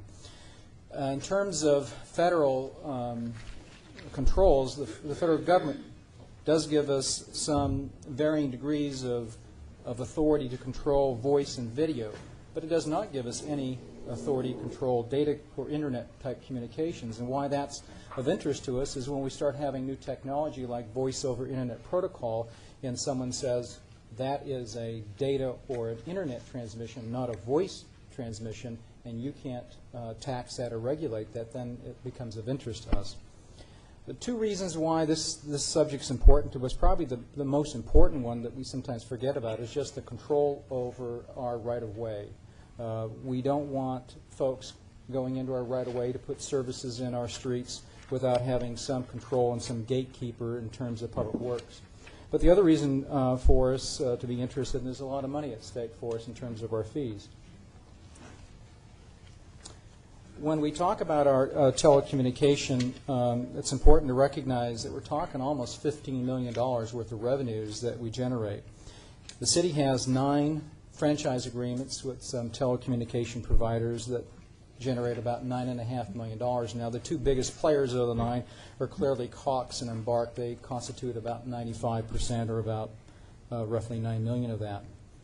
But we also have dozens of other providers that don't actually have equipment in a right-of-way, but use the equipment that's in a right-of-way from the other providers, and they generated another $4 million in revenue for us on an annual basis. Now, these are all general fund revenues, but our general fund, we all recognize that 60% of our general fund resources, roughly, are going towards the area of public safety. So in a very real sense, the revenues that we're generating from our franchise agreements and our license agreements are actually supporting our public safety and all the other general fund projects. What I'd like to do is spend a little time going over what some of the issues are that the telecommunication industry has. This has been going on. I frankly have lost track. It seems like it's at least 3 years, maybe 4 years that this is 5. Is it 5 years? Geez. 5 years we've been talking about different bills that are floating around in Washington, D.C. to control how we regulate it. And I thought it would be important for us to just to highlight what some of those issues are. One major issue that we have that the telecommunication industry has is they obviously don't like dealing with thousands and thousands of cities in terms of the franchise agreements. All those franchise agreements can be slightly different. We all negotiate something a little differently. And so what they seem to have been trying to do is go to the U.S. government and Congress and get a bill that can kind of standardize the playing field for them, if you will, for all the other all the franchise agreements across the nation. So that's one issue. Is now they have recently shifted that point. We'll talk about that a little bit later. But now they are starting to look at the state governments to see if we can't get one franchise agreement, perhaps we can get 50. 50 is still better than thousands. And so they've recently shifted that, and I'll talk about that a little bit later. So, but clearly they want to get out from under the local franchising control. One of the other issues is, and they don't locally. I should also preface this, by the way. A lot of this information we're picking up from what's been happening on a national level. Frankly, we haven't had a lot of discussion with our local providers on these issues, although we think we should be having some discussion with them. So we haven't really heard a lot locally from our local providers on these issues, and I think everyone's just been taking a wait-and-see attitude to see what happens in the national level. So while we don't hear it a lot publicly, I think there is an issue with franchise fees. Not everyone's created equal. Some of these franchise agreements in some locations, there may be providers that are grandfathered in that don't have the same franchise fee that everybody else has. Or we may have competing technologies like satellite technology versus cable technology, where we have one provider that's in the right-of-way that's charging their customers a franchise fee, or we have another provider that's not in the right-of-way that doesn't pass through that franchise fee. So that creates this appearance of a unfair advantage. So that's something that they're concerned about. They also are very much interested in getting an expedited and obviously less regulated access into our right-of-way. Now, that's a big issue for us, obviously. We've got to make sure we can have some orderly control over our right-of-way, but that's something for them when they feel that oftentimes the franchise agreements slow that process down for them. One of the other issues that's not a huge issue for us, but does tend to be an issue up north, and by the way, we've talked earlier about the Urban Government Consortium. We are working with our other four sister cities, and we are talking through these issues. The circumstances up north are a little bit different than down here in some cases. Up north, in addition to providing some of the PEG channels, which is public educational and government access channels, they're also providing funding for those programs. We don't necessarily get that down here at this moment, but that's an issue for them. How many PEG channels do they provide? How much funding should they provide? And this is currently the way this works is those are negotiated separately, and that's, again, some of the issues that they're struggling with. Build-out provisions. We like our franchise. I did. You did? Yeah, public education and government access channel. Mayor? She wasn't listening. No, she was not listening. Okay. Just want to get Ms. that on Treadwell, record. you're fired.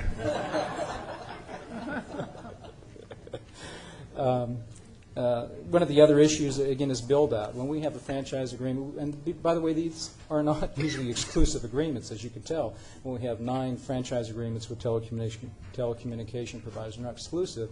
But yet oftentimes local governments say, well, you've got to provide service to everybody in the city, right out to the city limits. Well, that becomes an issue for some startup companies, and it has been an issue with AT&T, for example, that's got a different technology that they're looking at. There's no way with that technology that they're going to be able to service 100% of the city, so they want relief from that. And lastly, this last concept, which is not something that we're dealing with locally, but has become an issue on the federal side, and that is this concept of net neutrality.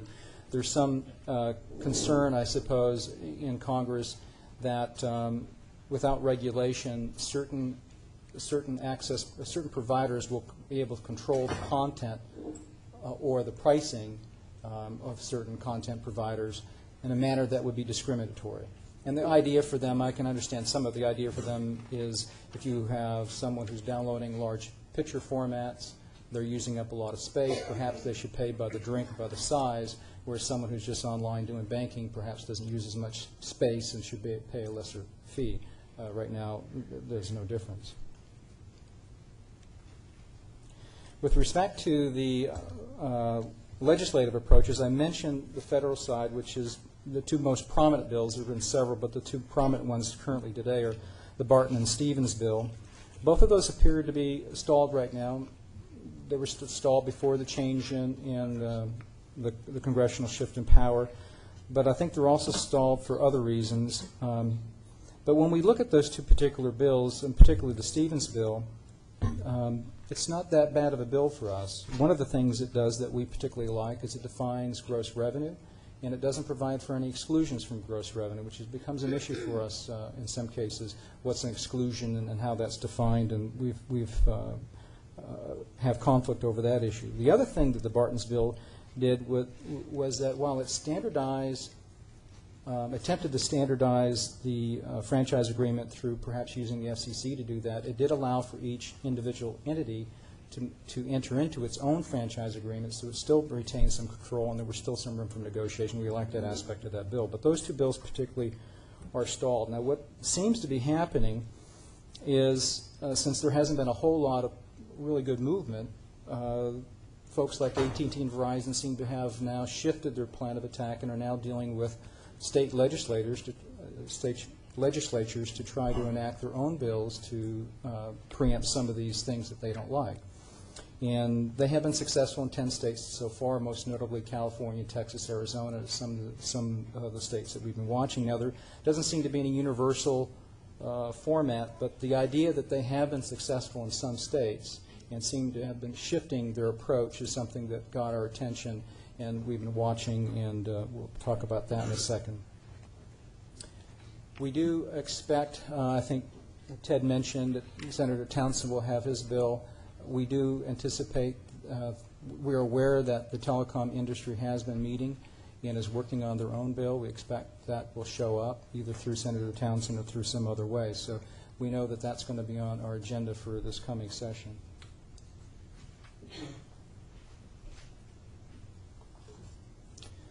It kind of leads us to the end of my presentation and just things for some consideration, some thought. One of the things that we've been very adamant about is that we do not want to give up our control of the right-of-way, and we don't want to give up the fees associated with that right-of-way. When we look at our franchise agreement fees for the right-of-way, what we're looking at is not a reimbursement for some cost we're incurring, but it's a rent, it's a fee. A right-of-way asset is probably the single largest, with the exception of our employees, probably the single largest asset we have is our right-of-way.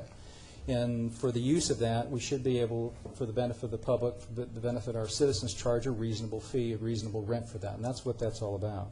So we think that's first and foremost. That does sort of open the door for perhaps some discussion about some of the other issues, the build-out issues, for example, or standardization of the agreements, or PEG funding. Those things perhaps we need to be a little more flexible about and perhaps have some discussion about whether or not there's room for movement on our side on that. But with respect to revenue and the control of the right-of-way, we're not willing to give up on that. And if you would have asked me perhaps a year ago, I might have thought that we should prepare for the possible occurrence that we might have to give up some revenue. I'm not so sure that's necessarily the case, although I can't tell what the future holds, but it seems like we have a good argument. With respect to the local telecom, we in the consortium have beginning to talk about perhaps we should engage them. If they're meeting and they're talking and they're working on a bill, perhaps we should sit down with them and talk to them about what it is that they're looking for in the state of Nevada as a consortium group. And so we're entertaining that concept. In fact, I think we have a meeting coming up in December with the consortium group to discuss that as well. Another thought that we've had along that way is if the Stevens bill is not so bad of a bill for us, perhaps a Stevens-like model is something that we should propose here in the state of Nevada. Perhaps there is some way we can standardize a franchise agreement where it's sort of fill in the blanks for the things that you might negotiate locally, but it has a standard format. So that's another concept that we're kind of looking at as a potential to put out there. So with that, that's the end of my presentation. I'd be happy to answer any questions. I do have Chris Ware, our franchise officer here, and there's a few other folks, a few other directors that may be able to answer some of the questions you might have. Thank you, Mr. Vincent. Are there any comments or questions?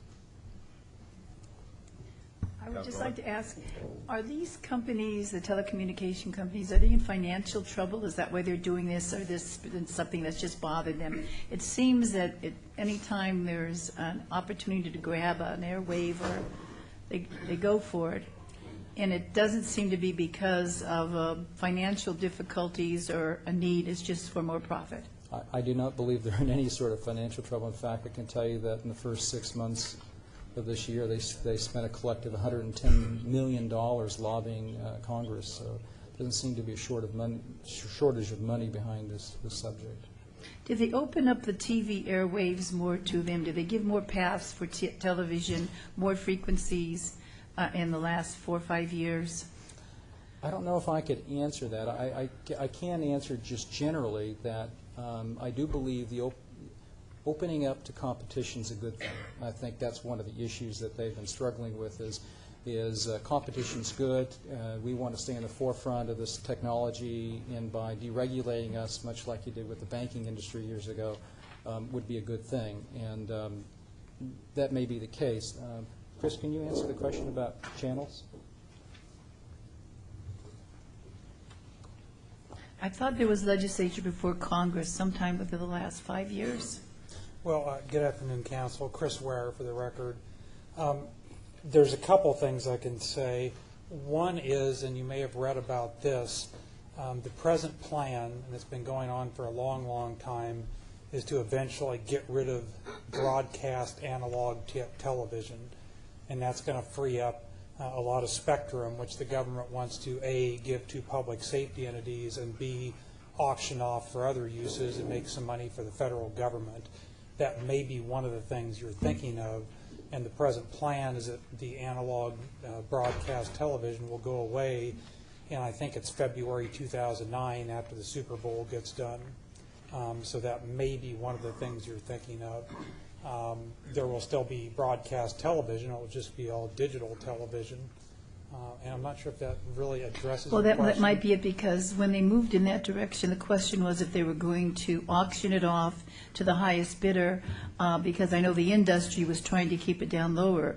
I was working with public education television at the time, and there was a big concern there about them being able to get some of that. I was just wondering how the industry was coming along. I hadn't had much contact since that time. Thank you. You answered my question. Thank you. Thank you. Any other comments or questions? Ms. Fretwell, do you want to fill us in on some of the discussions we've had back in D.C. with our congressional delegation? It appears to me that, at least according to one of them, it's a done deal. Yes, Mayor. We've, over the last 2 or 3 trips that we've made back during the Conference of Mayors and other trips, other related trips, there are at least one member of our delegation that feels very passionately about keeping up with the deregulated nature of this industry and reducing the regulatory oversight of the industry just to stay globally competitive. I think things have shifted a little bit in Washington. You know, first off, there's a change in both houses as to leadership. As Ted indicated in his presentation, there seems to be almost a complete shift in the focus areas right now on the kind of agenda that's likely to move through D.C. That doesn't mean that the Barton bill, the Cope bills, the Stevens bills, that those might not have additional discussion this year.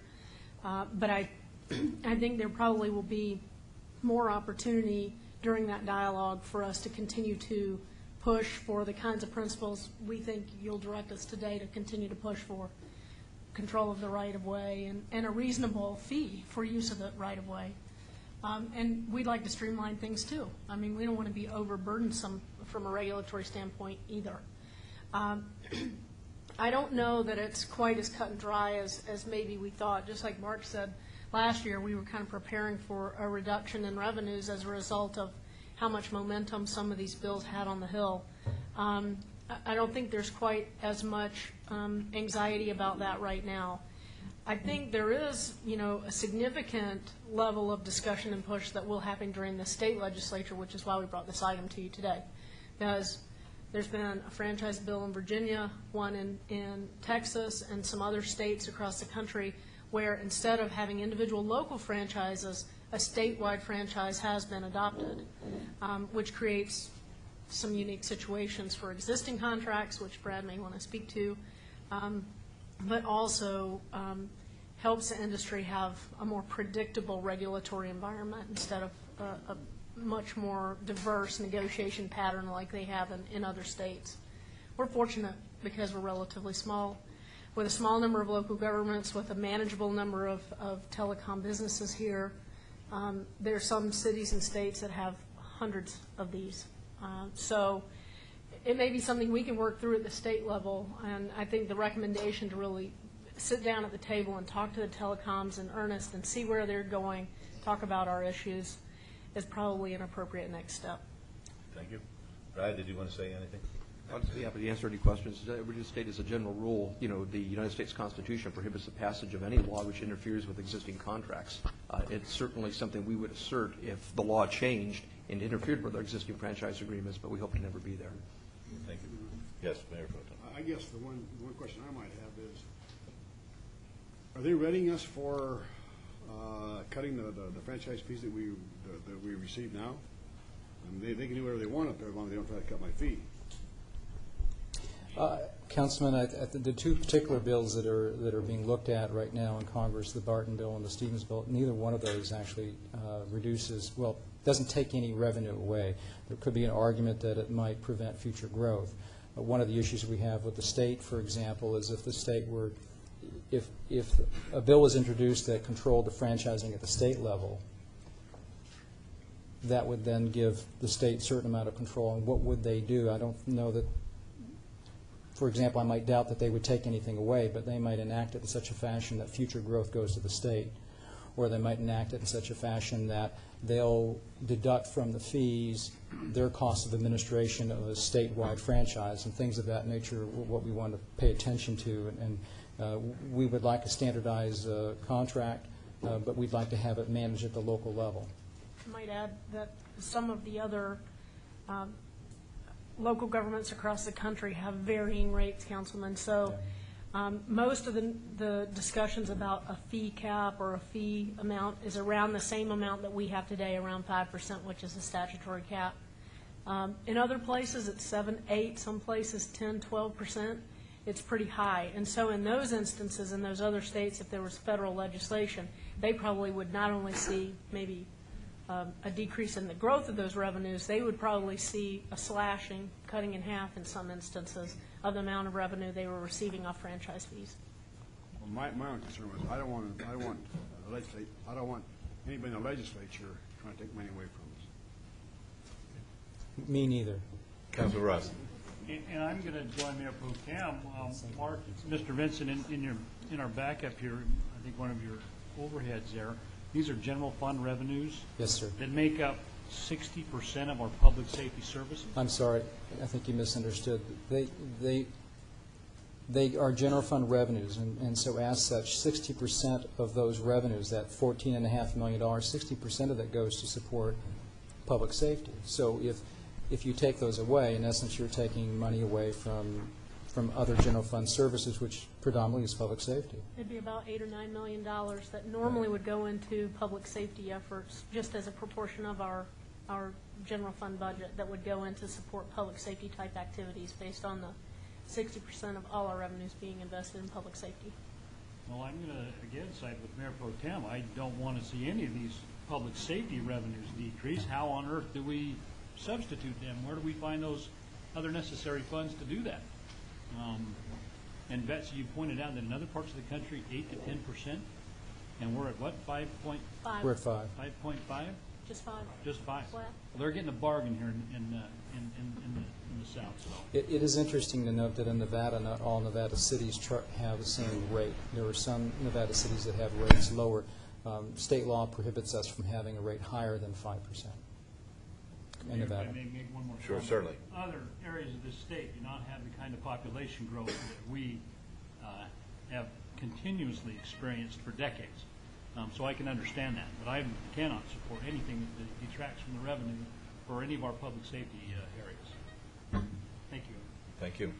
Any other comments or questions? All right, thank you very much, Mr. Vincent. I think we're at the point now that, yes. Go ahead. Sure. I think you know what we need to do. Well, not a recess, but No. No. we have, I'm going to ask for a motion. Yes. Mayor Pro Tem? Yes, Your Honor. Now, do we need a motion for Mr. Olivas's presentation separately and one with Fire Chief Washington and Mr. Gillespie's, as well as affordable housing, or can we just make them all at one time? If you're going to accept the reports, you can probably take them all at one time. If you want to call anyone out for individual discussion or any individual piece of legislation that's been recommended, that would probably require a separate I wasn't planning on calling anyone out individually for any certain. Your Any Honor. question? Yes, Ms. Also, Donovan. if I could, I don't believe we have formally read the item, so I just need to have you read the line item. We've referenced it, but I don't believe it's ever formally been I read. think I did read it, but that's okay. Did you? Yes, but the item is item number 4, discussion and possible action regarding legislative issues affecting the city of Las Vegas, all wards. Okay, and then we have item number 5. Not yet. Right, number 4. Okay, well then, We need a motion on 4. Okay, on the, regarding legislative issues, I would just ask Mr. Olivas and staff to continue to follow those bills, both on the state level as well as the federal level that was mentioned today, and any others that you might see pertinent to this body, how it affects us either on the plus side or the negative side. And with that would be my motion, Your Honor. All right, incorporating all the comments. Yes, absolutely, yes. Very Mayor? good. Yes. So we have under each section 2 or 3 bullet points in each Yes. one. Are you suggesting that you accept those recommendations and staff move forward on them? Is that what you're intending, Councilman? Any changes that was referenced by the comments from the council members and or the mayor or staff, yes. Thank you. Very good. All right, all those in favor, please say aye. Aye. Opposed? All right, motion carries. Thank you. Item number 5 is discussion and possible action regarding communication efforts within the city of Las Vegas leadership. This pertains to all wards.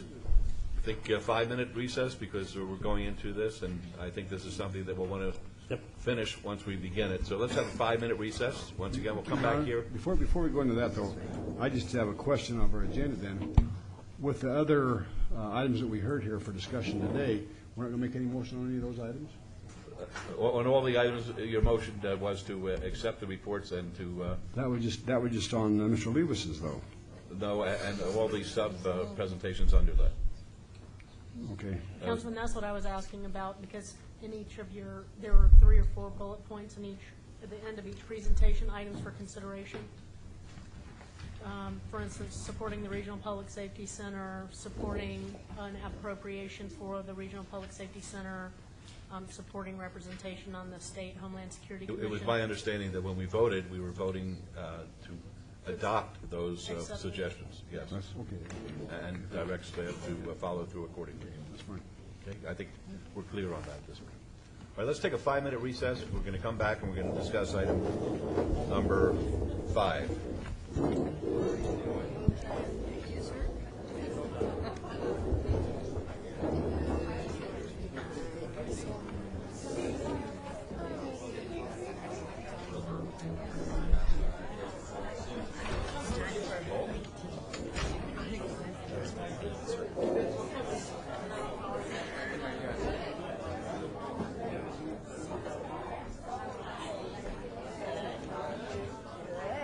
She sure looks beautiful, doesn't she, Loretta?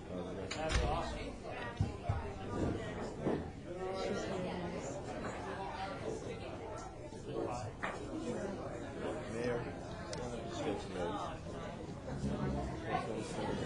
I just stretched him. I went out and got these.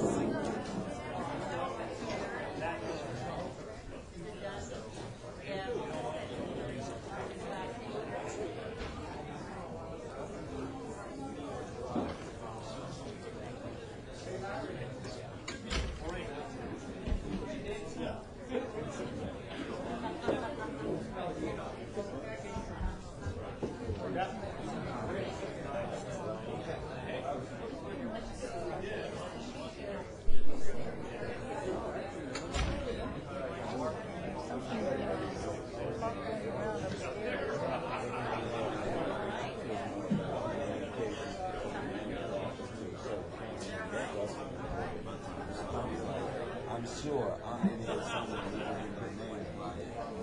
Yeah, that's what my biggest concern is. Because, and then some of us can sit and chill in and you hear about it, conversation, and then you see some of them are so really abreast of what's going on and have come into it. Yeah, no, you're right. The one size fits all doesn't work.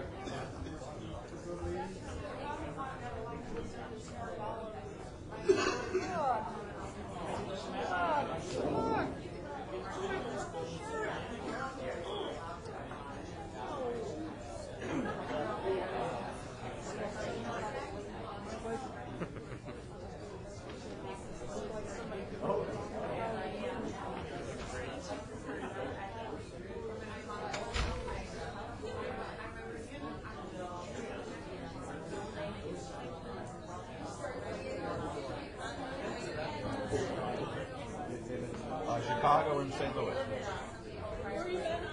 Chicago, so bet the other side. I can't win at that. I need a day job. 6.5. Chicago minus 6.5. It's in St. Louis. It's done for me. The Cowboys.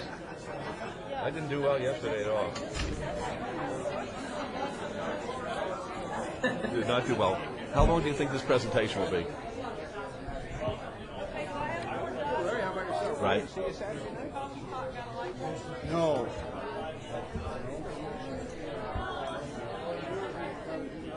I think, right, and I hope there's a lot. I know, and so am I, but I hope there's a lot.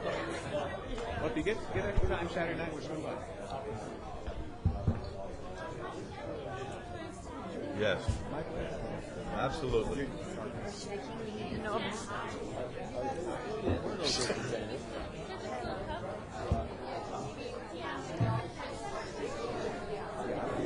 Great. Quickly, I said, take your seat. Just be able to take it out. So he's negotiating, having little containers of soup for us.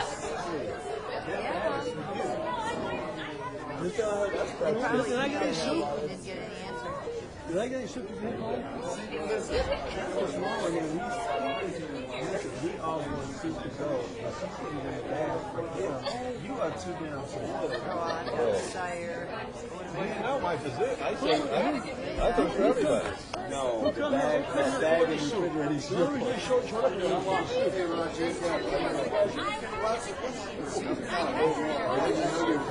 to lose it, right? This is just a calendar. This whole thing is All right, I will divide it up. Absolutely. I'm an equal opportunity student.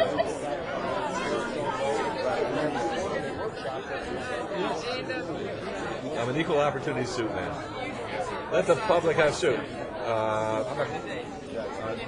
And here, if you have a Diet Pepsi or Diet Coke, it's great.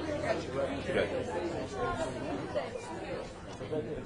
I could care less. I thought it was for everybody. But it follows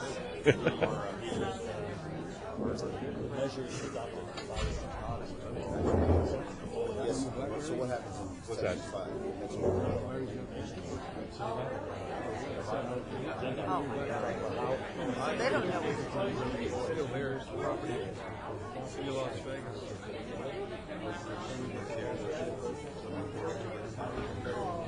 They've been doing even from the apartment level. so at a workshop. Yeah. Or right there.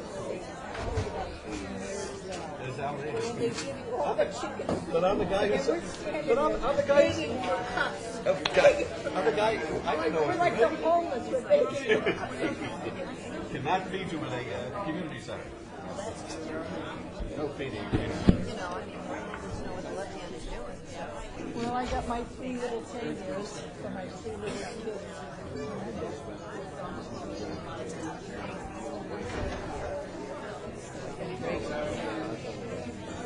Yeah, I just,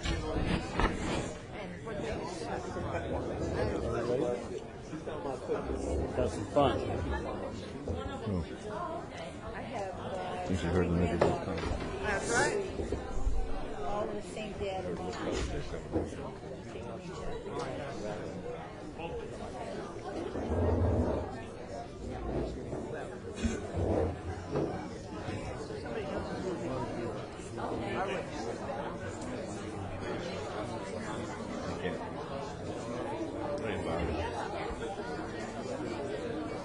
Steve Miller out there. This thing and maintained.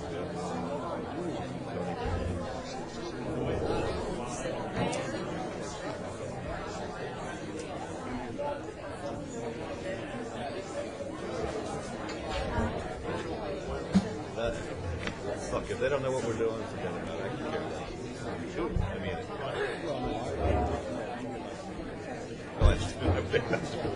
I really. Okay, folks.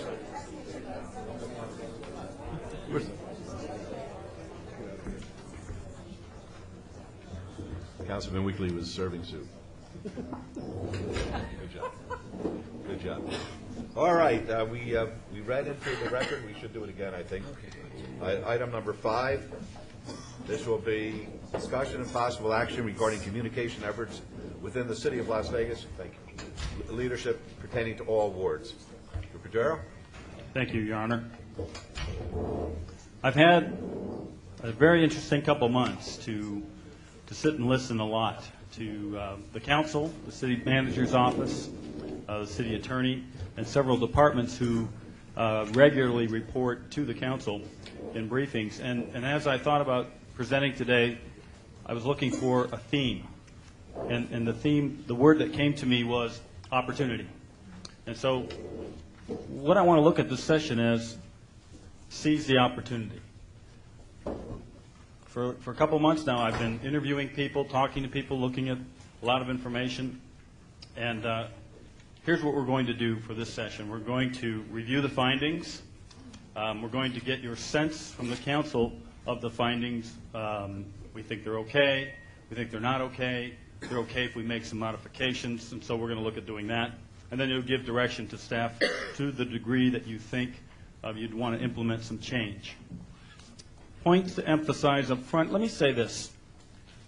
By and large, I think unanimously, as I met with, I think, 16 individuals regarding this assignment, every one of them believed this, that we do a good job, a very good job of communicating here in the city of Las Vegas. And I've been doing work for the council and in and out of the city for 12 years now, and I agree. Personally, I agree that we have a lot of good communications here in this city, and so that's the point that I wanted to make. The comments in the report and in the findings are your comments. They're not mine. My job, my responsibility was to take what you're saying, listen, and then turn them back to you in some kind of a consensus of opinion as to what you think is going on or not going on relative to communications here in the city of Las Vegas. I would also say the findings, as I wrote them up, consisting of 10 key points, were the council's findings or the council's report first, and then they were basically agreed upon and confirmed by the city attorney's office, the city manager's office, and the 3 departments that I had a chance to interview their directors. Perception versus reality. As we see, as we think, as we hear, as we feel, we do all that through filters. And we have 7 people on the council, and those 7 people have different upbringings, different life experiences. You have different training and education, and diverse work histories. And some have been on the council a while, and some are rather new on the council. So if you take into account all those diverse backgrounds and histories, you're going to get different types of communication, and that's what I found during the course of the findings. What I'd like to do is take you through a PowerPoint and talk to you a little bit about the methodology. The objective was to assess and gather information regarding the following. And these are things we talked about, and as I interviewed each person, we talked about the process and flow of communication, if the proper communication is being communicated, the methods employed and their effectiveness, the parties, the consistency, overall thoughts and responses. What I try to do is not put any of the answers in a box. And that last part there, that last bullet point was, what is your overall thought? And a chance to ad-lib and just think aloud. Then these are the people that we interviewed, as I said earlier. What I want to get to before I talk about that point there,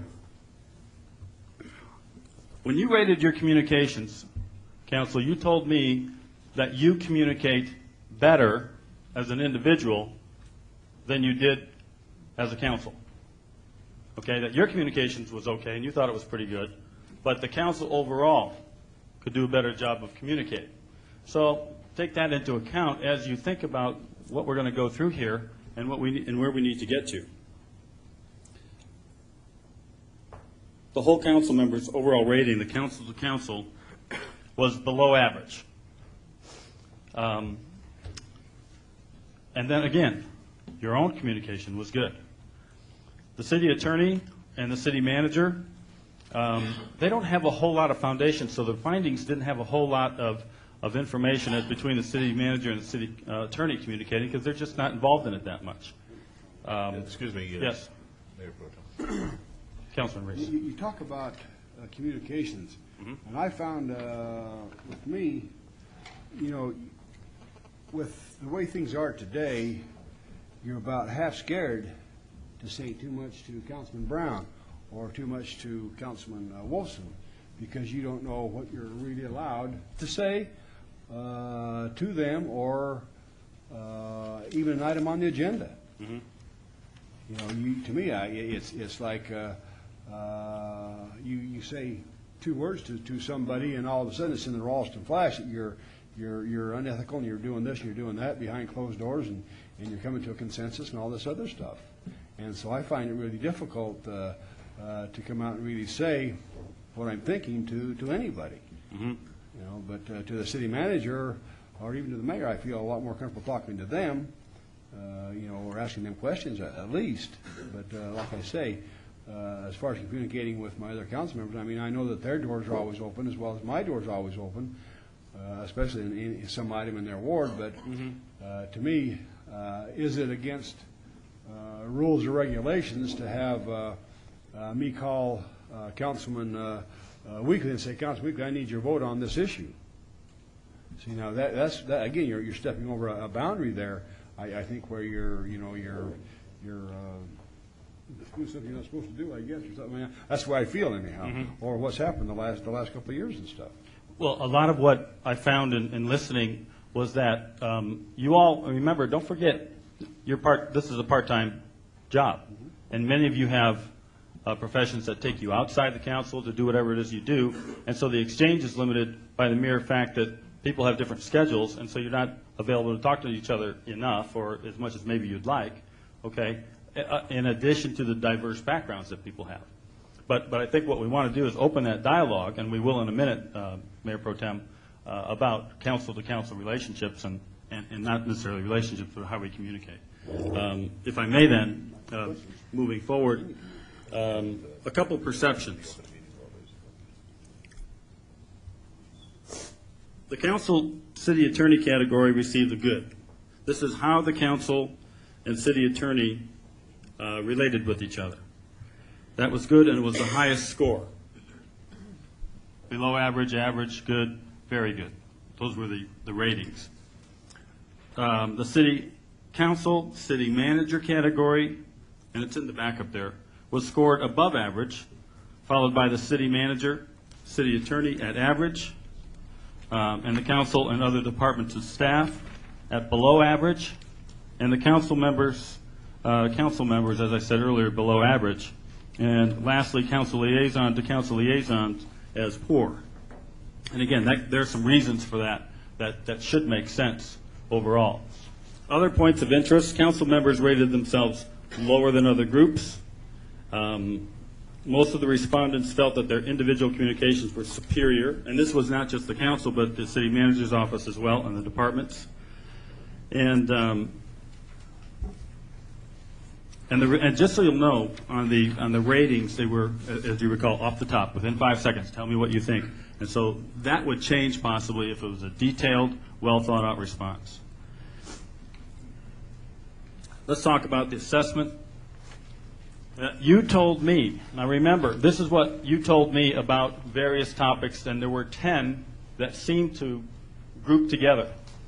As I looked at the responses from my notes, I would write down a statement that was made or thought given by to me about a particular subject. And at the end of writing down all of your collective discussions and comments, there were 23 categories.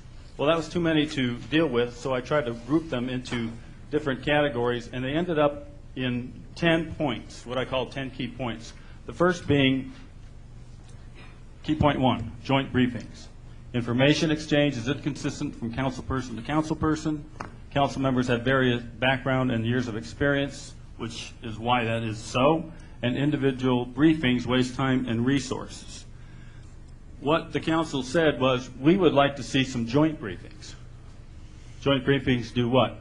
Give us the same information from the same person at the same time with at least 2, maybe 3 council people in the room. And I think I heard that from the majority, if not the unanimous wish of the council. And so that's a point and a finding out of the 10 points. Key point number 2, briefings generally. These are some things, again, that you said.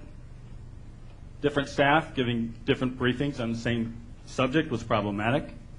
Inconsistency in information given. Staff selectively screening information before it gets to you. Not enough time allocated for briefings was an issue for several. do not receive enough ward-specific information. Council members should reschedule when they miss briefings. There was a concern among staff that if briefings are missed, sometimes staff has to go chasing the council member to get that briefing that was scheduled. Department directors should brief each other on interdepartmental issues. And that was part of what came about from you, and also, again, affirmed by the department staff interviews and the interview with the city manager's office. So while these items that I have up here came from the 7 members of council, I can say without a doubt, very firmly, that the city manager's office and the 3 department directors that I interviewed and the city attorney's office felt the same. So there's a consensus on these points, not just from the council, but from your staff as well. And lastly, departments should continue to provide advanced agendas with summaries. Some departments do that, and you appreciate that. And so that was a key point. Good, bad, and ugly. This was talked about more than anything else, by and large, by almost everyone. More comments were made on this. Perception that staff often gives only the positive information.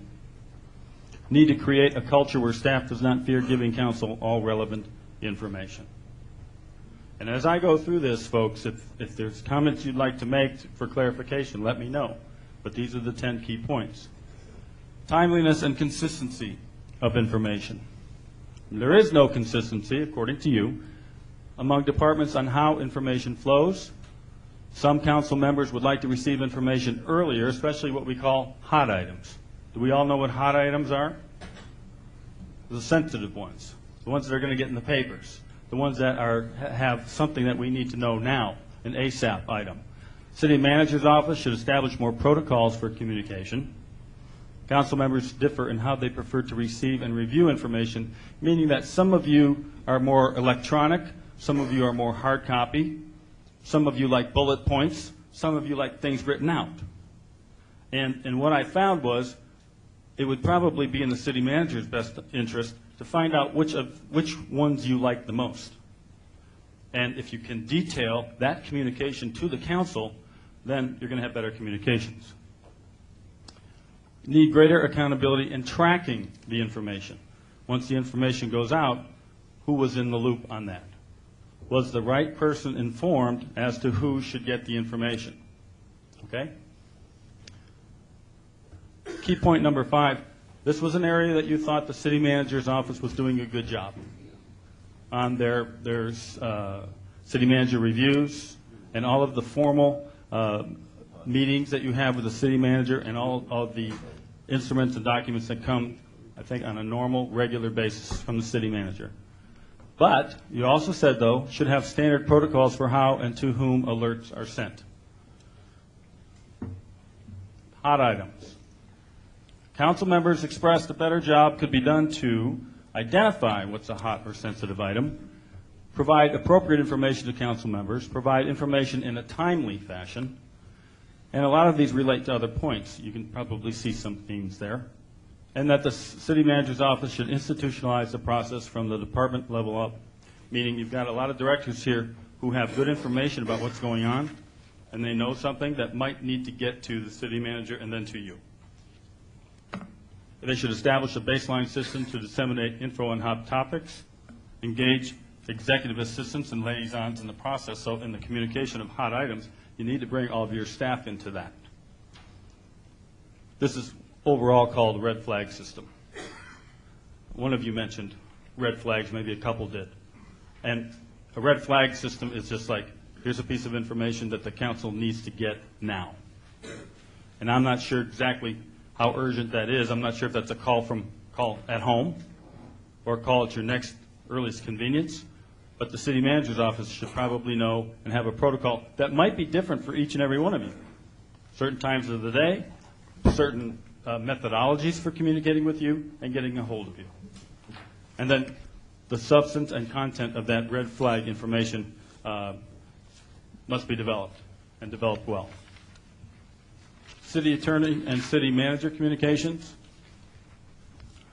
that the two offices should coordinate regularly as far as briefing each other on sensitive items, should agree on substance of issue and then jointly brief council, maybe more joint efforts. It seemed to me that you all not all of you, but a majority or most of you were interested in Brad's office and Doug's office getting together maybe a little bit more, and I think they were also interested in that.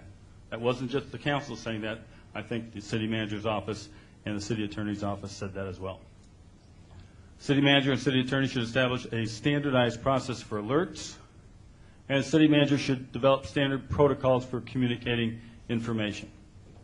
They should know when they need to talk to each other about an item before they brief you.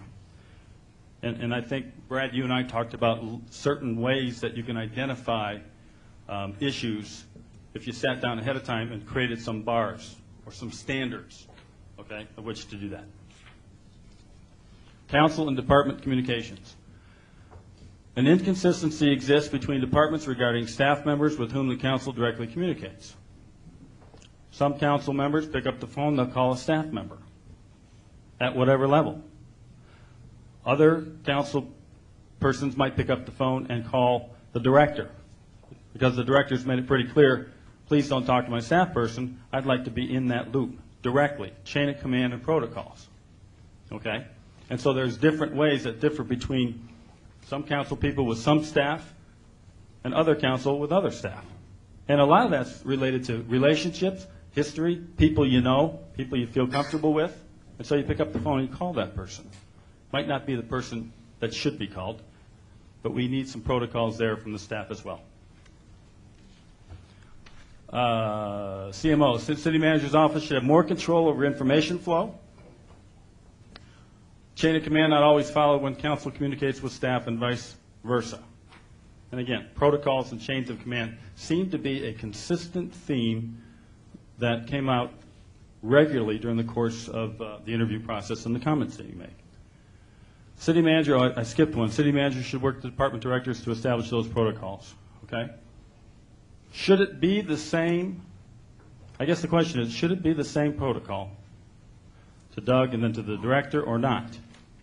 And that's something that has to be worked out because there is no standard format, and maybe there isn't with 7 different people and 7 different styles of communication. So I'm not saying, and I'm not sure anybody's saying, we all need to communicate exactly the same way. But what I did hear you say was, we all need to know how people are communicating and understand it. And his might be, your chain of command, your protocol, Mayor, might be different than Councilman Ross's. But at least everybody knows how it's supposed to happen. And I think that's one of the big points that I heard during the course of this, that there are people out of the loop of communication and that we could bring them in and close the gaps. And as long as I know how you're communicating, there's one director who basically said, I don't care if he calls my staff. I trust my staff. I have confidence in my staff. And I know that they'll tell me when it happens. I want to delegate that opportunity to my staff person.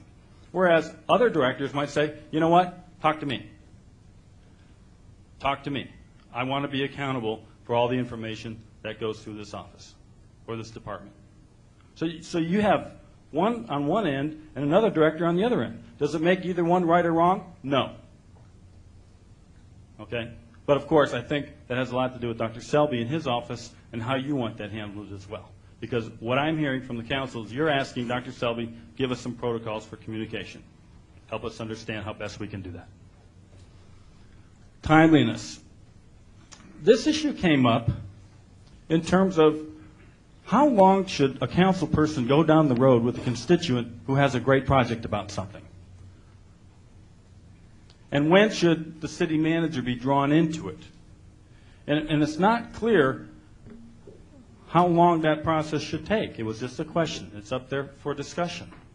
At what point in time does a council person engage a private constituent about a project or something without getting Doug involved? Why? Because he's the resource. He may have the answer. He's your partner. And so, sure, can you talk to a constituent anytime you want? Can you make commitments of the city's resources to a constituent without having talked to the guys who are actually implementing and the guy with the checks? I'm not sure. So, again, part of that is, when do we get involved? When should a council member be notified of an issue? When do you need to know? Well, I think that's what we're talking about. You know, you need to know at certain different times, depending upon how sensitive an item is, the timeline that you have available to get the information out there. But by and large, and I'll say this to Doug and the city manager's office, a number of the council people wanted information earlier to be able to do more due diligence. Okay? But then again, that might be different from one council person to the next in terms of how they want to get their information. When should council member take ownership? Again, that was the first question.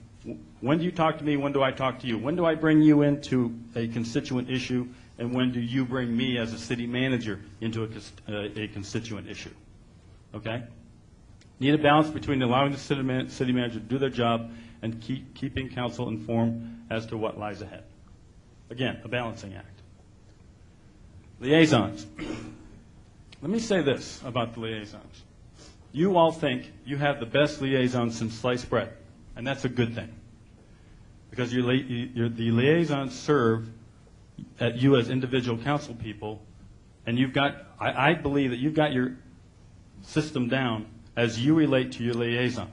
And the issue is the liaisons with everybody else. So what I'm hearing is that the liaisons, there's no clear, as I put, guidelines regarding their role or authority, and that it appears to some, again, perception versus reality, I don't know where the truth lies. It's usually somewhere between. Okay? No clearly defined authority. Concerns that liaisons make decisions without authority from the council member. Or maybe they're making decisions and you don't know they had the authority to make a decision or make a statement on a council person's behalf. Making a statement that sounds like the council person said could or could not have been with the council person's authority. Okay, there may have been a previous discussion that took place where you said, yeah, you're speaking for me, but that didn't get communicated well when the liaison went out there on your behalf. Okay, liaisons work under administrative services, but in reality work for the council member. And that's kind of true. Is there any need to reconcile the reality of they are administratively responsible to the city manager's office and how much involvement or of their time and resources in managing liaisons is healthy and balanced so that you have people to help you do your job well and that the city manager has accountability for their staff. Those are the 10 points. Additional points from other respondent groups, and the other respondent groups were these 4 people here. Brad, Charlie, Margot, and Scott Adams, who's not with us today, as the people who spend the most time briefing the council and exchanging with the council and interfacing with the council. City manager and city attorney need better coordination on briefing items and hot items. We said that earlier. Brief the other, and again, they're saying this now. You said it earlier, if you recall. Now they're saying this. Brief the other before briefing the council. Educate staff on the role of the city attorney, the home rule, public purpose doctrine, and Dillon's rule. I get them all, Brad? Okay. Conduct joint briefings between departments on interdepartmental issues. Not because an issue is going up and was assigned to one department doesn't mean that it doesn't impact another department. And it's probably a city manager issue more than it is a council issue because you have to deal with that to make sure that the information by the time it gets to council, it might be a public works and planning issue, and I know that they both give you briefings.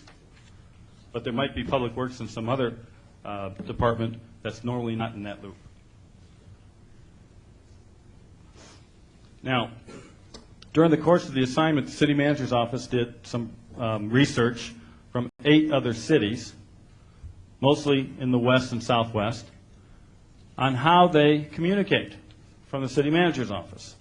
And this is, again, a compilation of those statements, and we have 5 things that they said. There are no written core communication policy for the city manager's office and city council in these other cities. 2, offices contacted desire written core communication policy. They said, we don't have one, but we sure would like one. Okay? Offices contacted desire the city manager to directly contact city council, by and large. That's what's happening. City manager should always be included in conversations with city council and department staff. Now, that's what they're doing. And I'm not saying, and no one's saying because they're doing it that way, it should happen here. We're just telling you what other cities have said. City council briefings should be conducted by the same individual for consistency. Well, we've heard that somewhere. And so these are what the other cities have said. Now, out of all of the report, and sitting with Doug and Betsy, Orlando and Steve, 10 recommendations emerge. And you can agree with them, you can disagree with them, modify them, delete them, or do whatever you want with them. But some of these are more germane as an internal process item for the city manager, and others require a lot of input from the council. For example, the city manager would like to institute joint briefings by January 2007. And Doug, you might want to comment on what you think that looks like. Some of our conversation was have several appointed times during the course of the week where the council person could show up, and there would be joint briefings, and you'd have scheduled at certain times. You can't do that because that would violate the open meeting law. Well, with only 2 or 3 people. Right, but I think it has to be more formal than that. Right. And that's up to Doug. I'm not saying how he would do that. But they're definitely concerned that you don't violate any open meeting laws by having too many people in the room. Briefings conducted by the same individual, ward-specific briefings, city manager, city attorney briefing policies, as we've discussed earlier, should be in play, council staff communication policies, and that might be on a per-department basis as long as Doug feels comfortable with it, again, because people do communicate differently. Coordination of interdepartmental communication. That would be issues between more than one department or among departments before they get to the council. Council communication policies. That would be communication between and among yourselves. Information delivery timelines. When do I get the information? When do I need it? When should you as a council expect it? Chain of command. There is a chain of command on how information should flow under management theory concepts, but the chain of command starts right over here from the council to Dr. Selby, and then down. And there was a concern pretty much everywhere. There's no clearly established chain of command for our communication. Lastly, adopt some clear understanding about the council liaisons and their policies and procedures of how they operate. We know they're out there doing a lot of work, but it appeared to me in the discussions you're not sure exactly what's going on out there as it relates to the liaisons between and among themselves. Those are the 10 recommendations that came out of the findings. And again, we're here today to discuss what we need to do. But as the recommendations come forward, it's up to you to talk about them and see if you want to take action or discuss them. We're here to discuss today. Your Honor. Yes, well, as everybody knows, this discussion emanated from the Royal Link situation where there were briefings of various council members by differing parties who were carrying the message, and the message was not the same message to each of us. And there was a feeling on the part of the council that oftentimes the messenger gives us a message which they believe is pleasing to us, something we want to hear, or not to make us angry. And of course, that's foolishness, because unless we have a common message by a common messenger and we're told the truth, we can't make decisions that the public can trust. So I think that's the first thing that has to come out of here, that it has to be a common message, it has to be a common messenger, and it has to be a truthful message. If we get that much out of here, we're off to a good start. From my perspective, I've made it very clear, and this is something that we might want to discuss with one another, as to what my office may or may not say as liaisons to the public. They can't speak for me.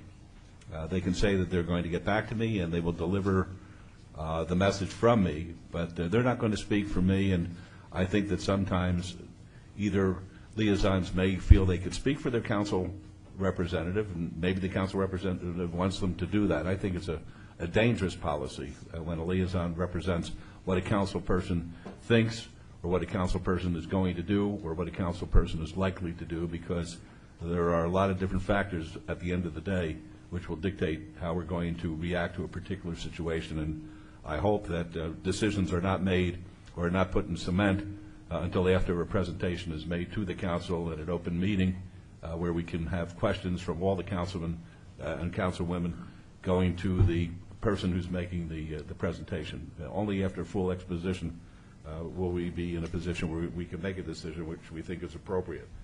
So those are the things that I would like to emphasize in the beginning to start the discussion, and perhaps we'll just go perhaps in order of, in order of interest. Councilman Ross. Well, thank you, Your Honor. I appreciate that. Ron, one thing I don't see in the recommendations, and this was my general concern to begin with, was your good, bad, and ugly. Am I not on? Hello? I don't see the recommendations in there for the good, bad, and ugly. We cannot be good public servants if we don't have all the information to make the decisions necessary for this community. I'd like to see something about that in your recommendations list up there in regards to staff presenting us with all the information, not just the sugar-coated stuff, but all of it, the good, bad, and the ugly, so we can make significant decisions based on that information. Councilman, if you look, I have, what you saw up here were bullet points, okay? And I would direct you to, I think, item number 3. See it. Giving information to please the council, fear of saying no, good, bad, and ugly. I see it. Okay? So why we may not have bulleted up there, and I recognize that was a common theme among the council, that we need to do something to change that culture. I bring that up because a lot of these recommendations, I know I can only speak on my own, for myself as a council member in regards to I'm already doing some of these things. I'd hate to think that every time a council member needs to get to a department head, he's got to go through the city manager's office, or sooner or later the city manager is going to need a couple of more deputy city managers just to cover all these requests that we have. So I know personally I've gone that direction to department heads, and not department members, but department heads, because that's where the line of authority is. So I know I'm already initiating a lot of these recommendations that you're doing. So when I didn't see the good, bad, and ugly up there, I'm thinking, wait a second, I'm missing something there. But I see it in your backup. That's the biggest concern I've got, is we get all the information. And the mayor mentioned the Royal Links issue. Sometimes we get handed these things 20 minutes the day before. We're going to hear this at a council meeting, and that's just not good enough. And it's no one's fault if it's not prepared and we haven't had a chance to review the information, then we need to sit on it for another 2 weeks till we have. Thank you, Your Honor. Those are my comments. All right, thank you. And Dr. Selby, would it be a fair statement that if in fact a department director is asked to do something which is of some import to the city, that director would then advise you of that, so that at least you're kept in the loop as the manager?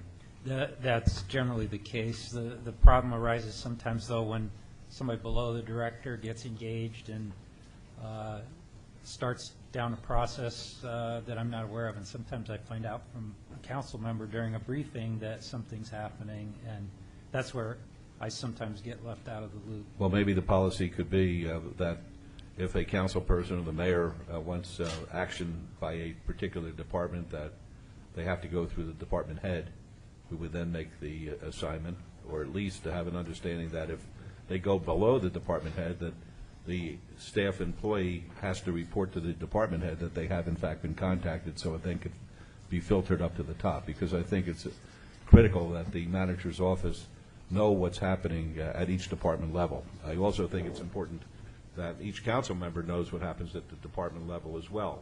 I was going through neighborhood services, and Mr. Harson was my host at the time, and I was flabbergasted as to how much was taking place in the neighborhood services office that I had no knowledge about whatsoever, and I have to believe that my colleagues up here would probably share that same thought. And I would imagine that that is not unique to neighborhood services, but probably is happening throughout the city, where good things are happening and we're not told about them. And I think as the elected representatives who are out with the public in public meetings and speeches and the like, that we should be getting even a PowerPoint presentation. It doesn't have to be an oral one, but it could be in writing once a month, every 6 weeks, every 2 months, filling us in on what's happening in the city so we'll be able to carry the word. And I think it would also be a morale booster for us, who sometimes get frustrated that things aren't happening fast enough when, in fact, they may be happening and we don't know about them. Mr. Mayor? Yes. Talking about neighborhood services, for example, I was thinking if you say that you should go to the head of the department as these things come up, poor Mr. Harson's going to be buried. And if you go to a head of a department and you develop a routine and check that routine with the head of the department, we use neighborhood services all the time, and we praise them highly out there with our community because we know how much they're doing to help us. But if we have so many different types of things happening, if I went to everything to him before we did anything, I don't know if he'd be able to do anything else.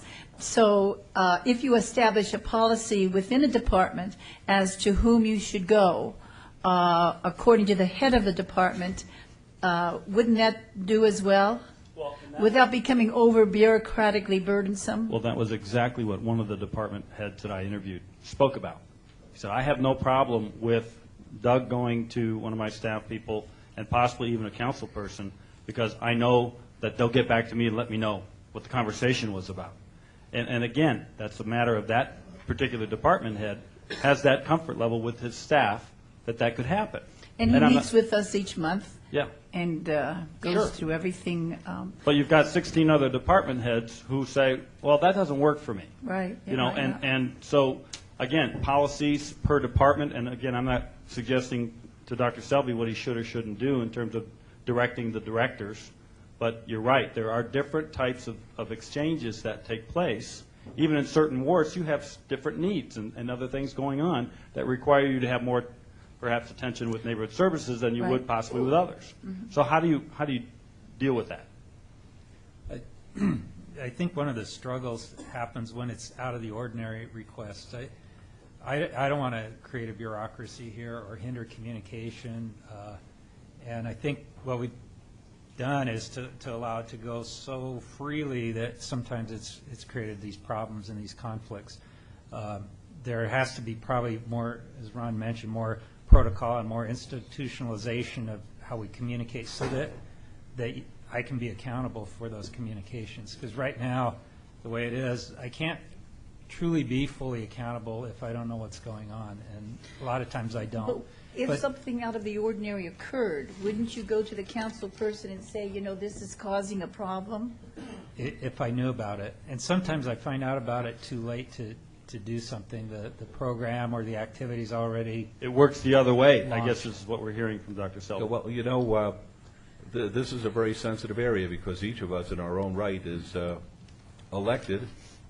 We're autonomous from one another, even though we try to be collegial. And I think that the protocol has to be from within, so to speak, from the manager's office to the department heads to the staff in the city, with an understanding that the accountability will be judged by what the staff to the director to the manager is going to do rather than how we interact with the staff. We understand, you know, what the issues are, but we're autonomous and we can do, I hate to say it, almost what we please, as long as it's not going to be completely disruptive. But at the same time, I think that you are entitled as the manager and the person who ultimately has to respond on policy issues to public scrutiny to be fully advised as to how each of us is interacting with the staff. Well, and maybe if we were made aware, too, because I'm thinking we've had this very good rapport, I feel, with neighborhood services, and I know, for example, what you're saying is things that are ordinary, such as code enforcement and that, it's something that's outside, and maybe even if you find it out later, you could let the council person know, so the council person would say, better be sure that I set something in motion so that doesn't happen again. Right. I'm just saying that sometimes we're not told of things either, and maybe we're not telling your side too, but if we could just communicate both ways. Is it a fair question at this time? I'd like to find out two things. One, I'd like to find out what liaisons speak for the council. So at least I know that when the liaison says something to me, they're representing what the council person has told them to say. Well, that's an I'd like to open know that. discussion. And here, one of the things that I heard, to just kind of give you a sense of it, there are certain things that the liaison knows about the councilman and councilwoman and their thoughts on an issue. And I did hear that the liaisons will say, well, my impression is that Councilman so-and-so would probably say that would be okay, but I'll get back to you. That's you know, different. That's different from somebody saying, well, the councilman or councilwoman is going to do this. Let's go to Councilman Ross, or Councilman Wilson, and then Councilman Ross. Go ahead. Thank you. I think that as far as my office goes, and I can certainly only speak for my office, is that I've been in office about 2.5 years now, and Larry Harless, who's sitting in the back, and Audrey Dodge, who's not here today, after 2.5 years, they know to a certain extent policies I have, procedures I have, certain thoughts in general that I have on issues, but they always, in speaking, quote, on my behalf, will say that it's up to the councilman. The councilman likes to receive all the information first. But Larry knows how I feel on certain issues, and with my permission and my acquiescence, he does speak for me in the sense that when he'll tell a constituent, well, I know the councilman feels this way on certain things, he communicates with me how he communicates to certain constituents on issues, but I don't think it's inappropriate for my liaison to speak on my behalf in a general sense, recognizing that he's always telling that constituent, I'm going to communicate to Councilman Wolfson what we've talked about. It's up to him in the end, but I think this is how he feels on certain issues. And my question isn't a judgmental question. Everybody has their own way of doing things. I'm just saying that my office will not speak for me. I won't allow it. And that they understand that, and it's not because I don't trust them. I just don't think it's a good policy. If I'm going to be quoted, I want it coming out of this big mouth. Well, let me give an example then, because I don't disagree in general. I am the councilman. I'm going to speak for myself. But let me give an example. Neighborhood meetings. My liaison knows that nothing is going to get done on most issues unless there's a neighborhood meeting. So I have no problem with my liaison telling a constituent or an applicant on a land use issue that the councilman is going to require neighborhood meetings. So it's more policy things that they're communicating. They're not speaking for me, but they're speaking for my office and a policy that they know I have. Okay. All right. And likewise, Your Honor, if I might. Certainly. I feel the same way as Councilman Wilson does, and so do you, in a sense, because nothing officially comes out of your office without you saying it. And likewise, that's how my office functions. My staff, however, knows how I feel about certain things. I wish they'd tell people to, have a neighborhood meeting. The councilman's going to want you to do that. But I think, Ron, you've got a couple of sentences in here on item number 10. Liaisons contribute an element of distrust on the 10th floor. And I find this, it bothers me a great deal. I don't want to know the source of this, but how can the 10th floor function, and the way I see this is each of our liaisons and staff works for us independently. I know they're underneath the administrative division of the city, and I understand that. And I'm not having a problem with that, and I haven't been on this council as long as the rest of the members have, but I think it's working very well, and I don't want to overcomplicate things either by trying to build too much into this. But that kind of bothers me, and you said something earlier about liaisons being in the loop so they're aware of issues. Hot item issues. Correct. And I'm wondering, because I'm not sure this occurs, when you said that, I envisioned a liaison staff meeting with the city manager's office in regards to these are some issues that are going on throughout the entire city, whether it's ward specific or not, that you probably need to be aware of just in case. I get these anyway when I'm out in the field or I'm working my day job. Councilman, if you run into somebody, especially from my own staff, by the way, I spoke to so-and-so about this project on the corner of such and such, and in case you run into them, this is what we talked about. So I'm fully aware of what's going on out there and what my people are saying, but I'm wondering if empowering those liaisons and executive assistants with the information structure, just so they're all aware, might make this line F, liaisons contribute to an element of distrust on the 10th floor. That bothers me a lot, because we can't be productive as council members and as staff members and do good things for the city with a sentence like this in our brief, in our backup. So that concerns me a bit. Well, and let me say this, Councilman, if I may. If a statement's in there, in my findings, it's not from one person. I understand. Okay, it's not from even two. It's in there because several or more have said it. Now, again, we have to understand something. Let me say something about the liaisons. Is that the liaisons work at the direction of each council member. And their comings and goings and what they're doing is probably not known by all the other council members. And so there's probably just, some of this is gaps, unknowns. Okay, and when there are gaps and unknowns, what happens? Fear creeps in, distrust creeps in, or whatever.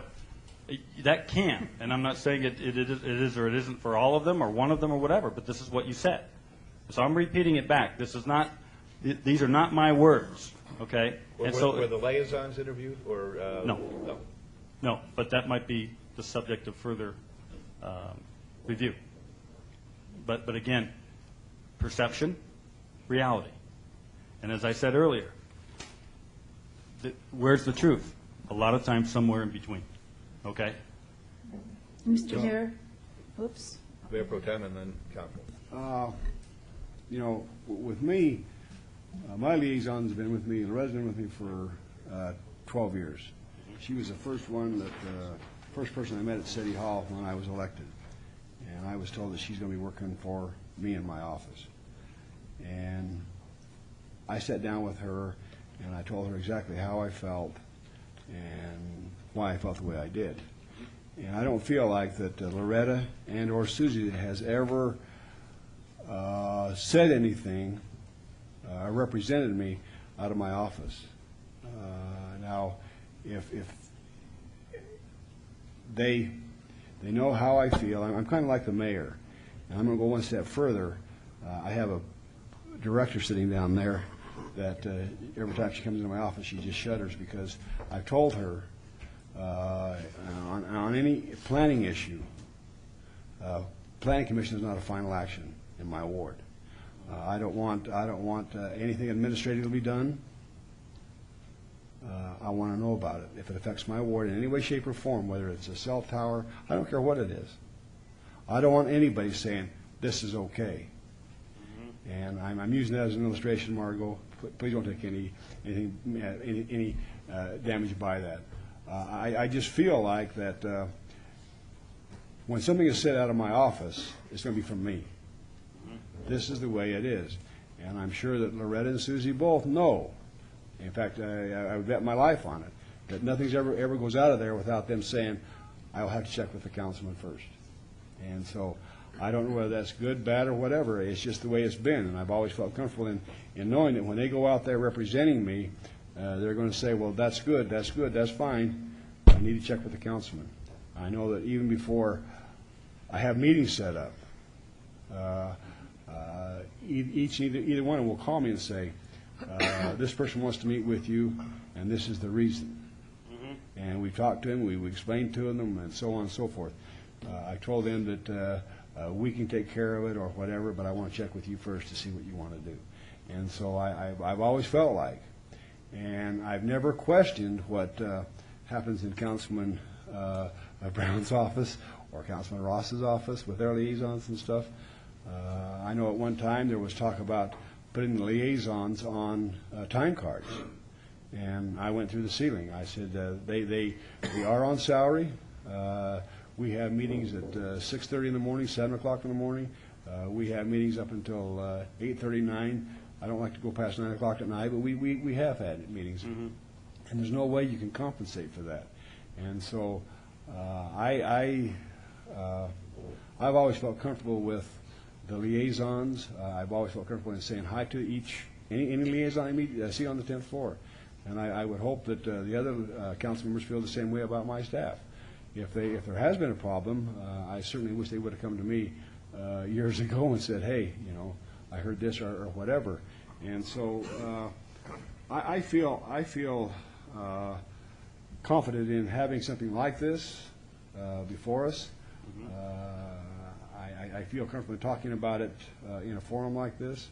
But again, though, there's just, I was elected to represent Ward 3, also the rest of the city of Las Vegas. And I would really feel uncomfortable if I thought somebody else was out there speaking on my behalf. Even if it was another council member, if they said, well, I think Councilman Reese will, I've always said I won't speak for any of the other council members. This is the way I feel. And so with that, Thank you. Councilwoman. I think I'll just wait Okay, till you fine. get down in. All right. Brad, I think that Mayor Potem in the beginning, he asked to be heard while Mr. Petrillo was making his presentation. He asked a good question. How far can we go when we speak to each other? We know certain rules. We know that the open meeting law would forbid four of us to be talking about city business without it being properly noticed and posted. Can I use a real example real quick? But Okay, we had a case last week that I talked to the mayor, I talked to the city manager about it. We made a decision, but I tried to make sure that day I didn't leave City Hall that the other council members didn't know what we was doing and why. And that was over the closure of Circle Park. And I don't know whether I did it right or whatever. I wanted them all to know what we did and why, though. And so, again, when I got home that night, I told my wife I said maybe in jail tomorrow because I told the other council members, that this is what was doing and why. But I felt uncomfortable about it. I understand. Let me do my best to try and answer it. First, sticking with Ron's theme, a lot of this is perception versus reality. As those of us who have sat through state ethics many times, people get complaints all the time for stuff that's bogus. It's not really a complaint. I get complaints in the office. I think somebody violated the open meeting law over this, and I've had several complaints that we've answered on behalf of the city where there was no violation at all. So what I'm about to say, you have to keep in mind that just what I'm about to say is the law. That doesn't mean that all people will perceive it that way. A general rule of thumb is if it is something you as a body should deliberate and vote on, you may not build consensus. That is the general rule. You can't build consensus through sitting together and counting votes. You can't build consensus through private meeting, any of the obvious things. Does that mean you can't talk to each other about an item that's on the agenda? Absolutely not. You can. But the devil's in the details. To go around and simply say, I have a project in my ward, I hope you support it, and you leave it at that, no discussion, there's no violation of any law at all. You haven't built consensus, you haven't got a response, you haven't got anything.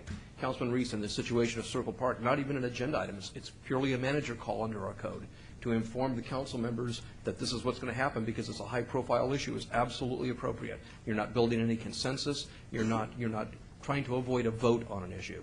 On the other hand, let me give you the classic example. When I first came to work for the city, they had a Commissioner Hayes on the county commission in northern Nevada in one of the northern counties. And literally, I think it was a dog catcher. She had a favorite that she wanted to be appointed the new town dog catcher. She went around to everybody and she said, let's just agree this is going to be the person. And she got everybody to pretty much agree, and they had a sham vote. She was convicted of a violation of open meeting law and removed from office. That's the obvious stuff. But there will always be a perception, and I've seen it in the newspaper from columnists and pundits. Clearly there had to be a violation here because they all came out and pushed a button and there was not a lot of discussion. Those are the kinds of perceptions that are going to continue to exist no matter what you do. But as a general rule, you can always talk to each other. You can't build consensus. You can't go around and try and gather votes on a particular item. But you can certainly let people know how you stand, and providing you don't go that one extra step to build consensus. That's probably the best answer I can give you right now. If you want me to flesh that out anymore, I'll be happy to. Mr. Mayor. Yeah. First, Councilman Brown, then Councilwoman. Brad, you just said something that is, I think, somewhat new. I've always understood the counting of the votes and advocacy, but building consensus, is that building consensus with one colleague or building consensus for majorities of support? I think they're talking about a quorum, and I think a majority of the quorums, anything that would lead to a final vote. There's all sorts of developing law on this, and the open meeting law gets amended just about every other legislative session. They add a little more to it. They trim a little more back. They had, for at one point in time, talked about taking away from attorneys our ability to brief you on litigation. And we said, how can we not do that? Sometimes we have to sit down and get your opinion as to what we should do on a particular item.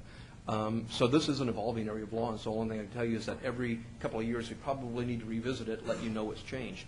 Consensus building is something that has always been implied in the law, but is now more deliberately stated in the law. Councilwoman?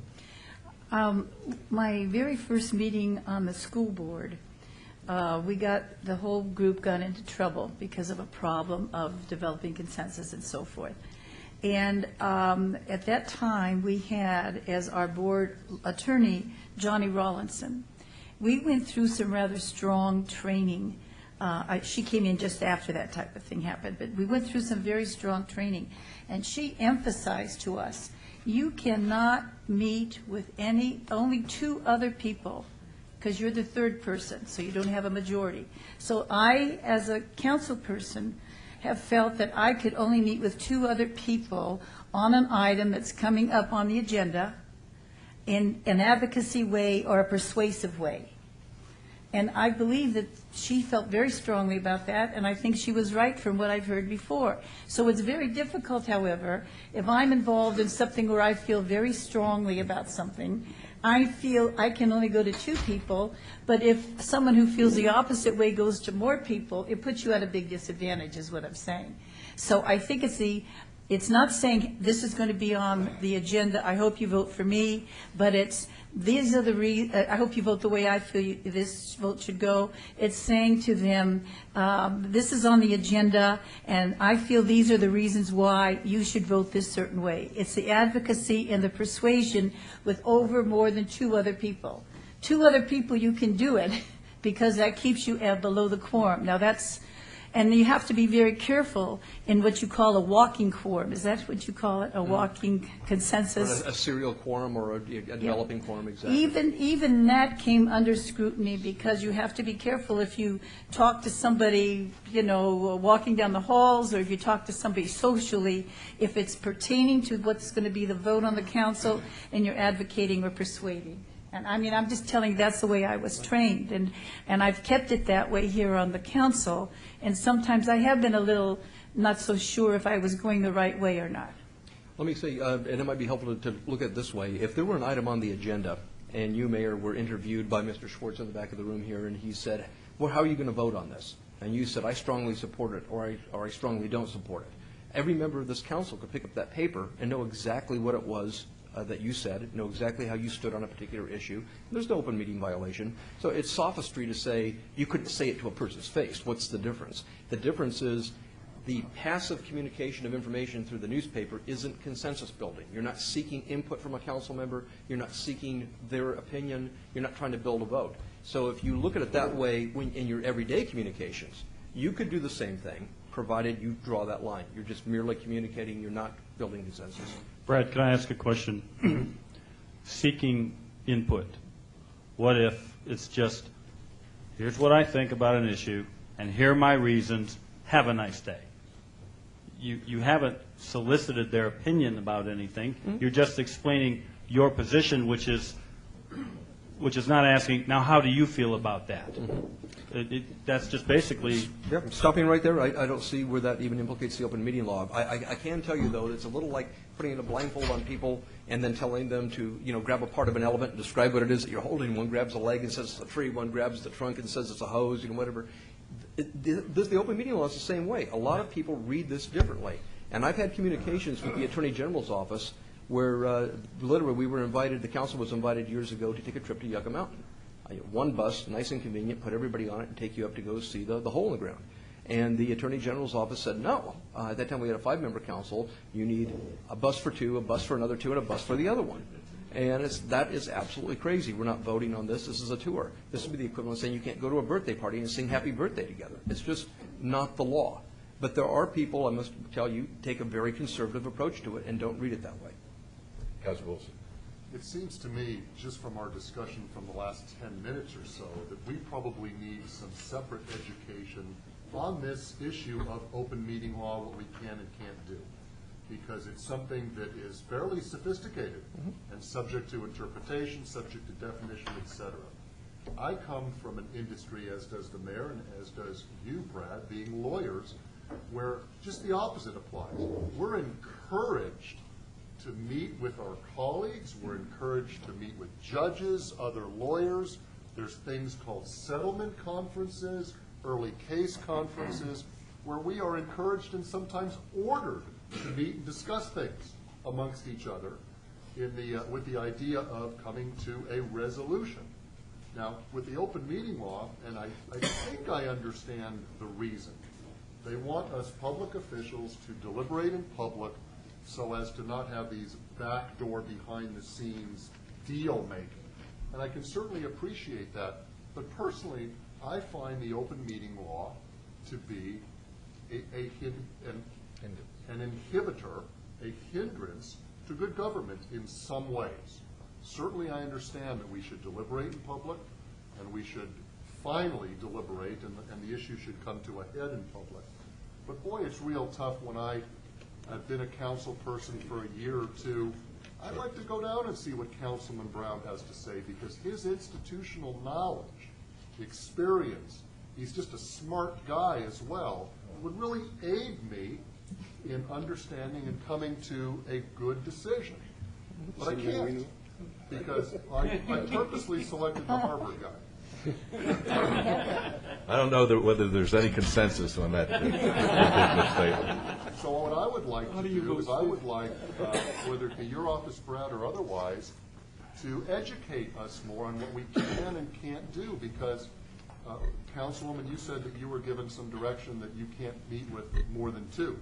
What was the quorum? Was the quorum 3 or 4? 4. Okay, because our quorum likewise is 4. My understanding is we can't meet more than 3. But you see, if you count yourself, then if you meet with 3 other people. Well, I mean 3 total. Oh, 3 total, yeah. That's what I meant. Did you?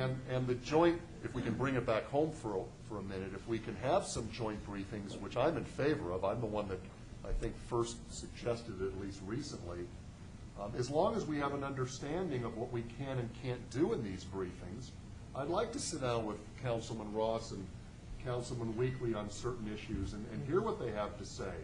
Because I'm going to learn more. It's going to be a more productive meeting if I'm listening to what my colleagues are saying, with the idea that we're not going to consensus build, we're not going to poll, we're not going to do some of those other fancy terms you described. And as long as we know what we can't do, I think it would be much more productive. I'll be happy to conduct that. What I can do is the Attorney General's office every 2 years puts out a new special book that is designed to give guidance on the open meeting law. It contains the actual law itself, which is terribly helpful, but it has about maybe 20 or 30 questions and answers where they posit hypotheticals and then give their advice on those. Those walk through, in my opinion, about 90% of the issues, but I can provide you each with a copy of the most current version, and then at your convenience, we have a scheduled briefing. Very good, yes. But I would just say, Brad, then, if what you say is true, then you have a new Attorney General coming in the first year. Maybe her take on this will be 100% different than what we've had in the past. And your observation is absolutely correct. We spent my first 10 years here with the same Attorney General. We had a pretty good idea what consistency we could expect from the office. They had one deputy that gave us advice for many, many years, so we knew what the parameters were. The deputy changed. Even without the Attorney General changing, we started getting different advice. So that's always a risk in this business, is that you're going to get somebody who puts fresh eyes on it, or a different attitude, or responds to complaints differently. There's sometimes a tremendous amount of public pressure, and sometimes it's from the press to prosecute or to proceed with an open meeting law investigation. That's purely within the discretion of the Attorney General. And sometimes they look at them, they recognize them for being bogus, they take the hit for not investigating. Others will say, I don't want the responsibility for that. It's safer just to investigate and see where the chips lie. There's no guarantees. How about the managers, the manager and the manager's office? What do you have to say that may be of some help to us in resolving some of the issues that you've heard about from your perspective as the manager? Let me ask the deputies here to speak first, and then I'll Good. share. Well, I'll start. I think what we tried to do is take the information that Ron gleaned from his discussions with each of you and try to put together a series of recommendations that start to begin to change our culture a little bit, to create opportunities for candor. I like to feel that we do speak very candidly about the issues that we bring to you. I think sometimes what's important to us from an administrative perspective may not always capture the essence of what might be of interest to you or the political ramifications of it, because we may be looking at it kind of black and white. And so I think part of it is the messenger piece of the puzzle, that we may not see the whole picture. One of the things that, as you were talking, Councilman Ross, that I found kind of interesting is that when something's going on out in the community, your staff calls you and tells you what's going on. We don't ever get that information. I mean, unless you share it with us, we don't get it. So you have this circle of information, and we have an organizational response that's going on that we may or may not, at the management level, know. And so sometimes when you've got both of those plates spinning out there, if you will, you can have a collision course and not know it that's about to happen, or you may just be the greatest plate twirler on the planet, where you can balance both of those things and still get the outcome that's best for the community. What we try to do in putting together some of these things like joint briefings, ward-specific briefings, trying to continue our formal written communication in a way that at least it sounds like you guys already appreciate and feel is pretty good, that we might be able to create a variety of levels of interaction and different media that we use. And I don't mean media you, Dave, sorry, but media meaning some electronic media, some written media, some oral presentations, et cetera, in a consistent way where we hear it too. I mean, we don't hear Margot's briefings of you. We don't hear Jim DeFiore's briefings of you. Maybe periodically Steve attends, maybe periodically Doug attends, so that we can kind of create a tighter mesh of communication where the manager's office is a little more involved in those, and we can create some more efficiencies and effectiveness in those briefing schedules so that you guys know, your executive assistants know, these are the 4 hours that are set aside for these briefing times, so that you can plan around those. You can go to the ones that are convenient to you, or however we choose to structure them. And you might even be in there with different people every single time, so that you hear a different voice. What's important to Councilwoman Tarkanian may be very different from what Councilman Reese, his perspective. And I think that's what Ron was saying. So we're hoping that by creating a different type of briefing process, completely different from what we have today, that we might create a different kind of forum that will help you get all of the information you need to make an informed and educated choice on various significant issues that the community is facing and the city's engaged in. And I think the thing is, and I can't speak for these guys, but I think they probably would agree with me that our goal is to support you in getting done what you got elected to do. And there's a role for us to play because we're responsible for administering what you tell us you'd like to see this community be and become. And we're also responsible for making sure that all of the resources that we have to bring to bear align to get that done. So open communication both ways. What you're hearing out in the community and what we're seeing happen from our own sources, we should be able to share and share more effectively through this joint briefing process. At least that's what I was hoping. And I could go on about some of these other things. I think it probably is time for us to dust off our protocols and talk about how the departments communicate with you. And we can't do it in a way that we over-bureaucratize the system. Nobody wants to do that. We can't afford to be slow. We can't afford to be bureaucratic. I don't think that's anybody's desire. But very clearly, there needs to be some more information sharing, and we need to figure out an efficient way to do that gets you what you need, gets you the responsiveness that you need for the community, but at the same time allows us to bring our wide perspective that we're responsible for having in the organization to fruition. So, and I think that will help bring consistency, it'll help improve communication, and I think it will help get the right issues on the table at the right time. Councilman Wilson talked with me at length about this issue of ward briefings, and he was kind of excited about it. He's a pretty laid-back guy, but he was pretty excited about the potential of having a way to track issues from meeting to meeting so that he knows what's happening with significant major issues in his ward and that we're on it and that he doesn't have to say, hey, you know, Betsy, what's going on with this project or that project, whatever. He knows it's going to be on that agenda that's upcoming. And if we need to do something intermediate, great. But he knows that we're following it and we're on it, which is an accountability and responsibility thing. So I don't know if that helps, but that's kind of how I feel some of the things we've talked about can really help structure a new way to communicate, build on some of our strengths, add some new things in that create new communication channels that we don't have today. Thank you. Councilor Ross. Excuse me for one second. I have never been accused of laid back. Never, ever. I love it. I'd like that part of the record. And Dave, would you please print it in the RJ tomorrow? Thank you very much. Councilor Ross. Yeah. Thank you, Your Honor. And Ron, thanks for bringing us to the table because, Betsy, thank you. I needed to hear your perspective on the way my information flows in my ward because I'm getting it. But you hit it on the head. You guys aren't. And I can see what you mean by that. And I needed to see that perspective, so I appreciate you doing that. And I was concerned, too, and I even wrote it down. We're trying to reinvent the wheel, but are we? I think you, again, I want to thank you for your comments because I think you're headed in the right direction with your thoughts. And I needed to see that perspective. I can sit here all day as a council member and say, you know, what are we doing all this for? We're just spinning our wheels. We're reinventing. We're doing this all over again. It's not going to do anything. But you hit it on the head, and I appreciate that. So, Your Honor, we're communicating. Very good. Steve? Your Honor, Counsel, is this working? Yeah. Okay. It's interesting. I was here before we changed floors, back in the old days when everybody worked on the same floor.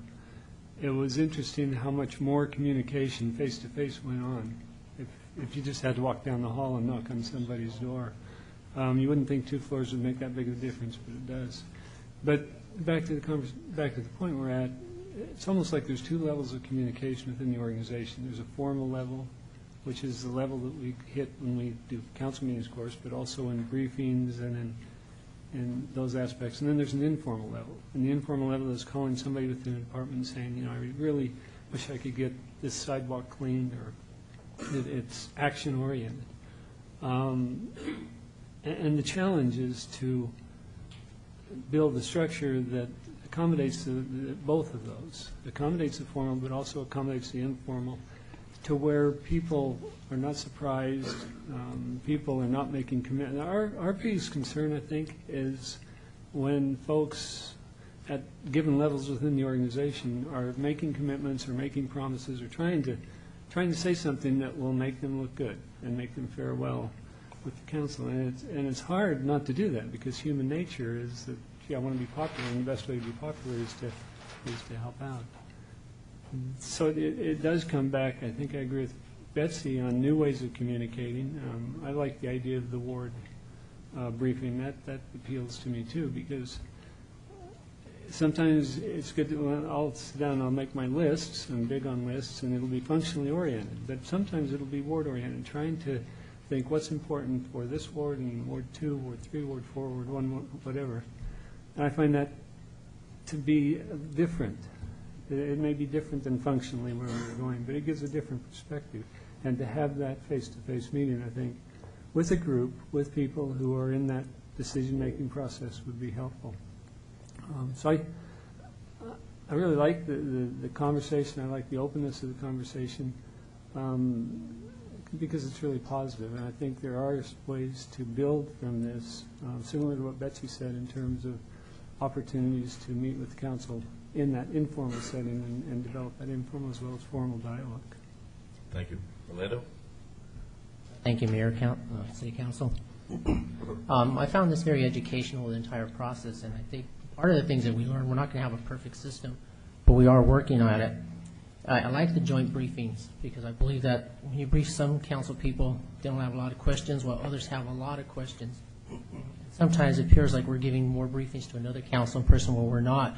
It's just one asks a lot more questions, and I think these joint briefings will allow 2 or 3 council persons to hear the other person's perspective, and that brings out a lot more to the forefront. And I think it will go a long way in improving our communications. I also like, because a lot of the briefings, we have our agenda hearing like this morning, where we hear from the different directors, items that are in the council that we think are going to be maybe areas of controversy for you all. But when they do your individual briefings, we're not there to be present to hear exactly what their feedback, but you give them, so we as a city manager's office know how we should proceed. Information, I think that is, I think we learn, us from the city manager, we give you as much information that we know, not saying that we know everything, and I think part of our process is working out this, working with the city attorney's office, working with the Brad and his internal audit, and just sharing this information. The more we know, the more we can help you, and the bottom line is we are here to assist you to get your jobs done. With that. Okay, before I ask Doug, would anybody, any of the staff like to be heard at this time? I will grant you immunity. You don't have to worry about any kind of retribution. But to do so, you need to send an email through the manager's office to respond. Okay, I don't see anybody who wants to speak up now. That's fine. Dr. Selby? Mayor, I don't want to get into procedures about how we're going to approach this. I'd actually suggest that maybe you asked me to develop a communication protocol, and I bring that back and brief everybody on the essence of how we will communicate in the future.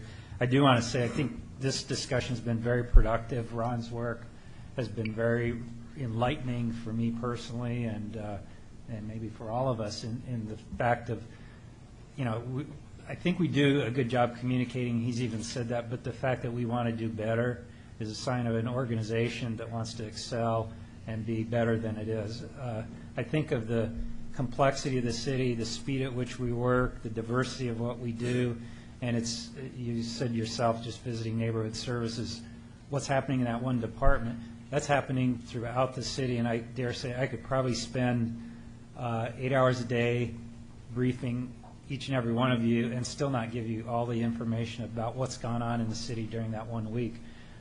So I have to be selective. I think we all are somewhat selective in what we share with you, and maybe it's just human nature to want to share the good stuff more than we share the bad stuff. But I understand that we need to be fully disclose all the good, the bad, the pros and cons of issues that we bring forward. And sometimes I think in our eagerness to please throughout the organization, I don't think there's a single employee that doesn't want to keep you all happy, that we sometimes don't tell you the rest of the story. Maybe it's an idea that originated with the council, and we say, well, it's their idea, we better make that happen. And sometimes that's not serving the city, it's not serving you to the best of our ability. So I think I'd just like to be able to come back to you with a protocol as how do we communicate, what are our lines of communication, and give you a protocol that doesn't become bureaucratic, that doesn't hinder the ability to communicate, but does give you the ability to hold me accountable for those critical communications that you need to do your jobs as elected officials. Right, thank you very much. Councilman Brown. Thank you, Your Honor. Doug, I appreciate that. As far as the protocol, I'd just ask you to address a couple additional things. And I'm pretty sure it used to be called the CAR system, but it's Hanson something, or that system's still in place, isn't it? And that, I'm not sure if there's a protocol for it, but if someone calls in about a sidewalk or graffiti or things like that, a lot of times that can be done electronically. I wouldn't want to impact those things that are moving at the staff level, or even a phone call that comes in that we handle separate. Also, as far as meetings, if we want to set up a meeting, if the protocol dictates we go through the deputies or your office, that's fine. But that freedom to meet almost on demand, when needed, I should say, on demand, I think is important to keep in the protocol too. I've over the years found it very productive to be able to sit down not only with you in the manager's office, but at the department level and down to whoever that department head wants in the meeting, because that insight certainly helps us do our job better. And the final statement I'd like to make is that regardless of the protocol that comes forward, it's not perfect and it's not pure, because it's sometimes the way a staff member asks a question of the council person, and perhaps more importantly, the council person asks the question to the staff member. Hypothetically, Project X comes in, this council person says to the staff or to you, how do we make this happen? Project X goes down the hall to the next briefing, and the council person says, how do we stop this from happening? So, and that's inherent, because we're a board of 7, and we all have some different thoughts about different things that we deal with day in and day out. But I wouldn't want that protocol to stifle that, and yet it should almost acknowledge that there will be impurity in the system. And that's where some of the things that Ron talked about earlier, as far as developing trust and developing a culture at the staff level that they can feel that their job as a staff is to, be it planning or permitting or whatever the case may be, their job is to offer their professional opinion and a recommendation. And then it's our job to take whatever that recommendation is and evaluate and ultimately set policy from the council standpoint. So, appreciate it. Very good. Anything else? Ron, do you want to wrap it up before we have the motion? Yeah, I had a couple more things, just very, very briefly. I'll advance forward to where we were. These are the recommendations we talked about. And most of them, if you look, they talk about policy, protocols, and procedures. Almost just about all of them. Whatever Doug comes back with after your directive to do something, we have to look at a couple things that have to take place. Implementation developed by the city manager's office and other offices, RADS, and RADS. Educate staff and council regarding changes to or adoption of communication policies. We have to do that. We receive buy-in from the council regarding the changes. So at some point in time when Doug comes back with something, we have to have an open meeting where everybody goes on a record and says, I buy in. I agree. I agree to disagree. And you know, I've been doing this a lot of years with the UAW, Ford Motor Company, guys who would rather bomb your car than drive it. Okay? And the worst of the worst relationships, but we got to get to a point where we can agree to disagree and respect and value the other person's opinion. If we can do that, we're going to go a long way. Because I think I see a lot of that happens already. It was a very good opportunity for me. But so let's do this. Then they're written procedures that are clear, consistent, and easy to understand. This would be your action item, Your Honor, that you are at. And if we're going to be successful, and I put them in red because they're that important, we got to commit to them, we got to follow through with them, and then we have to be accountable for them. Because we all know about lip service, and we all have said some wonderful things here today. And that's great, but are we going to do it? And then, are you going to hold me accountable for doing these things? If we can get there, you're going to go a long way. But let me close by saying this. As a council and staff, I've worked with many of you. It's my privilege to serve and to be a part of moving the city forward. And I think you're moving forward today. So, Your Honor. Mr. Mayor?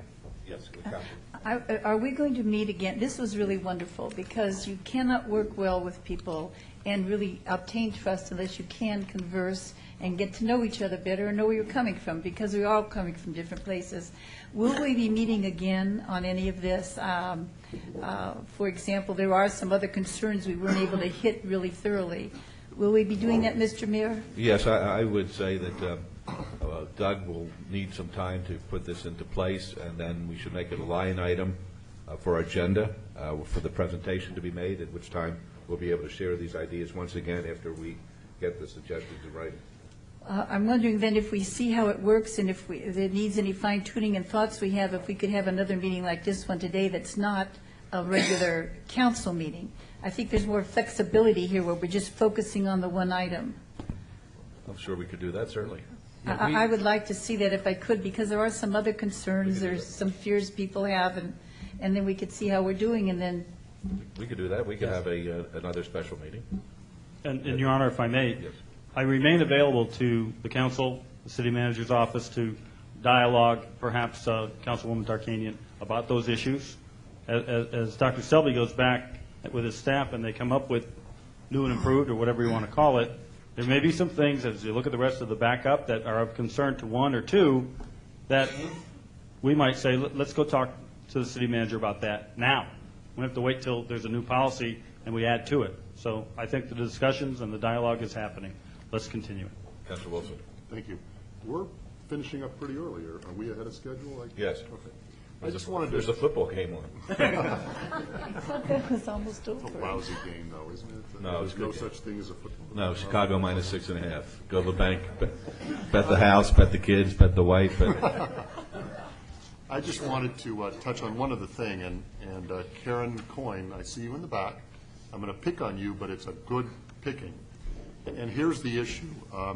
When you came in and briefed me a couple of months ago, I think it was, you brought in a set of bullet points. And I complimented you then. I've complimented you since then. I'm going to compliment you one more time on how great it was, because I could see right there in writing your agenda, if you will, your list of topics you wanted to discuss. That was very helpful. And I think that we've started implementing getting a little bit more advance notice on some of the agendas. I'm now starting to get the agenda from Mr. Harson's a day or two early, which is great, because I think if we get more advance notice of what we're going to be talking about, rather than literally there at the meeting, here's what we're going to be talking about, it gives us more time to reflect on the items and be more prepared for the meetings. And then the only other thing I was going to say, and I think I brought this to your attention, Dr. Selby, was that one of the fears, though, is that if we are presented with a list of bullet points, those are subject to a public record request and all that stuff. So on the one hand, it's great, but on the other hand, maybe we don't want to put as much in there as we'd otherwise want, because Dave Schwartz may ask for it, and we may not want him to get those things. He says no now, but he'll say yes tomorrow.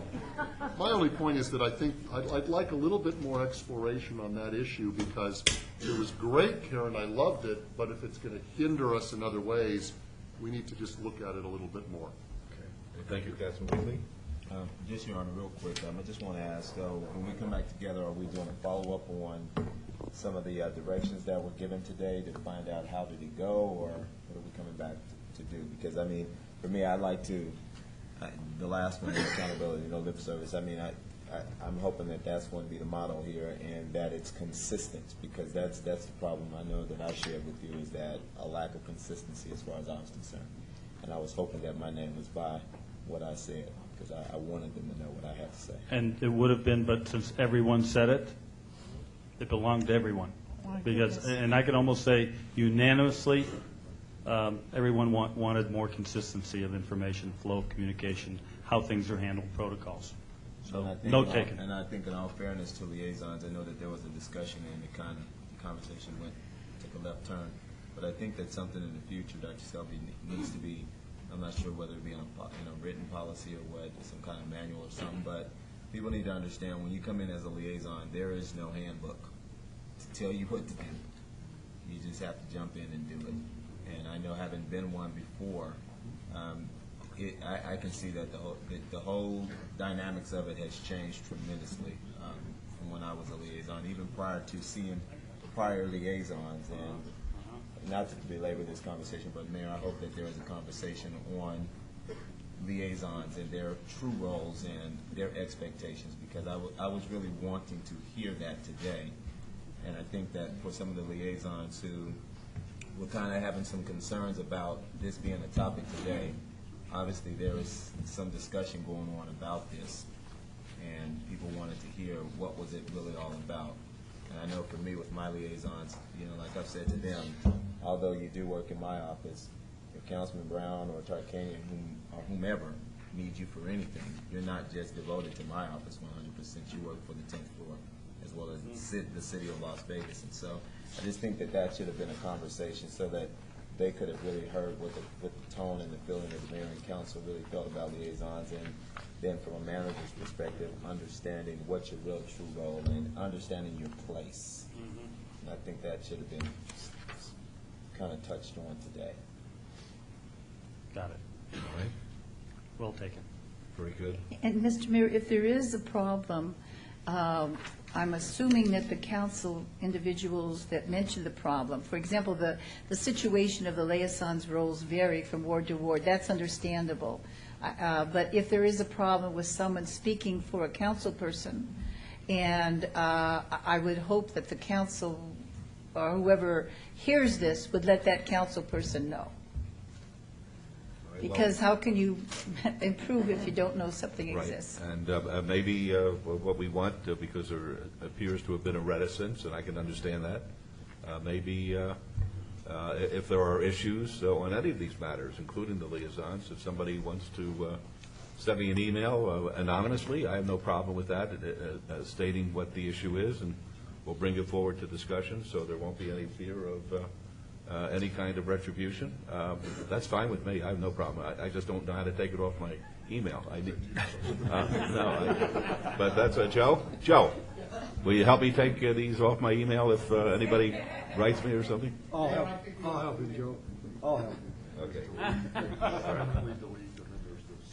Well, I have You'd no have to be idea. careful that this was handled professionally. you No, know. that's what I'm saying. We Yeah. can do it in such a way that it's done very with no fear of reprisal. Because there can be concerns about personality, but if somebody sends an email or if something is done, then specific behavior at a specific time that is causing a problem, that needs to be mentioned rather than, I don't like an attitude or this or that. Because want to back because up the on it. council person can't handle it on generalities. They have to agree with handle you. it on specifics. I agree. Okay, very good. I want to thank everybody for being here today. I think it's been a great exercise for us, and it's going to be a dynamic way of doing things rather than static. We'll keep on reevaluating ourselves and just keep on trying to be a better city. Motion, please. Your Honor? Yes, Your Honor. Mayor Pro Tem. And to Ron, of course. Thank you. Absolutely. Thank you. Yes, Rob. It's not Mayor Pro easy. Tem, before you make the motion, I just wanted, in those 10 recommendations we're looking at, Brad, somewhere in there is your providing those books and briefings on the latest and greatest as far as consensus building. If that's not among the 10, could we add that? Absolutely, sir. And lastly, if I may, I appreciate the opportunity. It's always a pleasure to serve the council. I want to thank particularly Dr. Selby and his office, and Betsy, who led the charge as one of her assignments. It was a pleasure to work with them. I also want to thank Brad and Rad from the auditor's office. It was a pleasure to hear from them as well, and the department directors, Charlie, Margot, and Scott Adams, all willing, frank, open participants, and it's absolutely my pleasure. And I don't want to forget Maggie Plaster and Penny Towers. Where are you, Penny? Back there, Maggie and Penny, and Brian, who assisted over here. These guys really, really worked hard to make this come off, and I'll shut up now. No, it's about time that Penny got a real job. You're welcome. All right, Mayor Pro Tem? Yes, Your Honor. I move to follow staff's recommendation. I would ask that all conversation be put together to the city manager using these 10 bullet points as well as what Councilman Brown alluded to, with all the comments that the council members made, that the city manager prepares something like this for us to look at, and so that we can implement it. That would be my motion. All right, thank you very much. That's a motion. All those in favor, please say aye. Aye. Opposed? Motion carries. Thank you. This is the time for citizens' participation. Public comment during this portion of the agenda must be limited to matters within the jurisdiction of the City Council. No subject may be acted upon by the City Council unless that subject is on the agenda and is scheduled for action. If anybody would like to speak, please come up. We'd be delighted to hear from you. All right, seeing none, then the special City Council meeting is adjourned.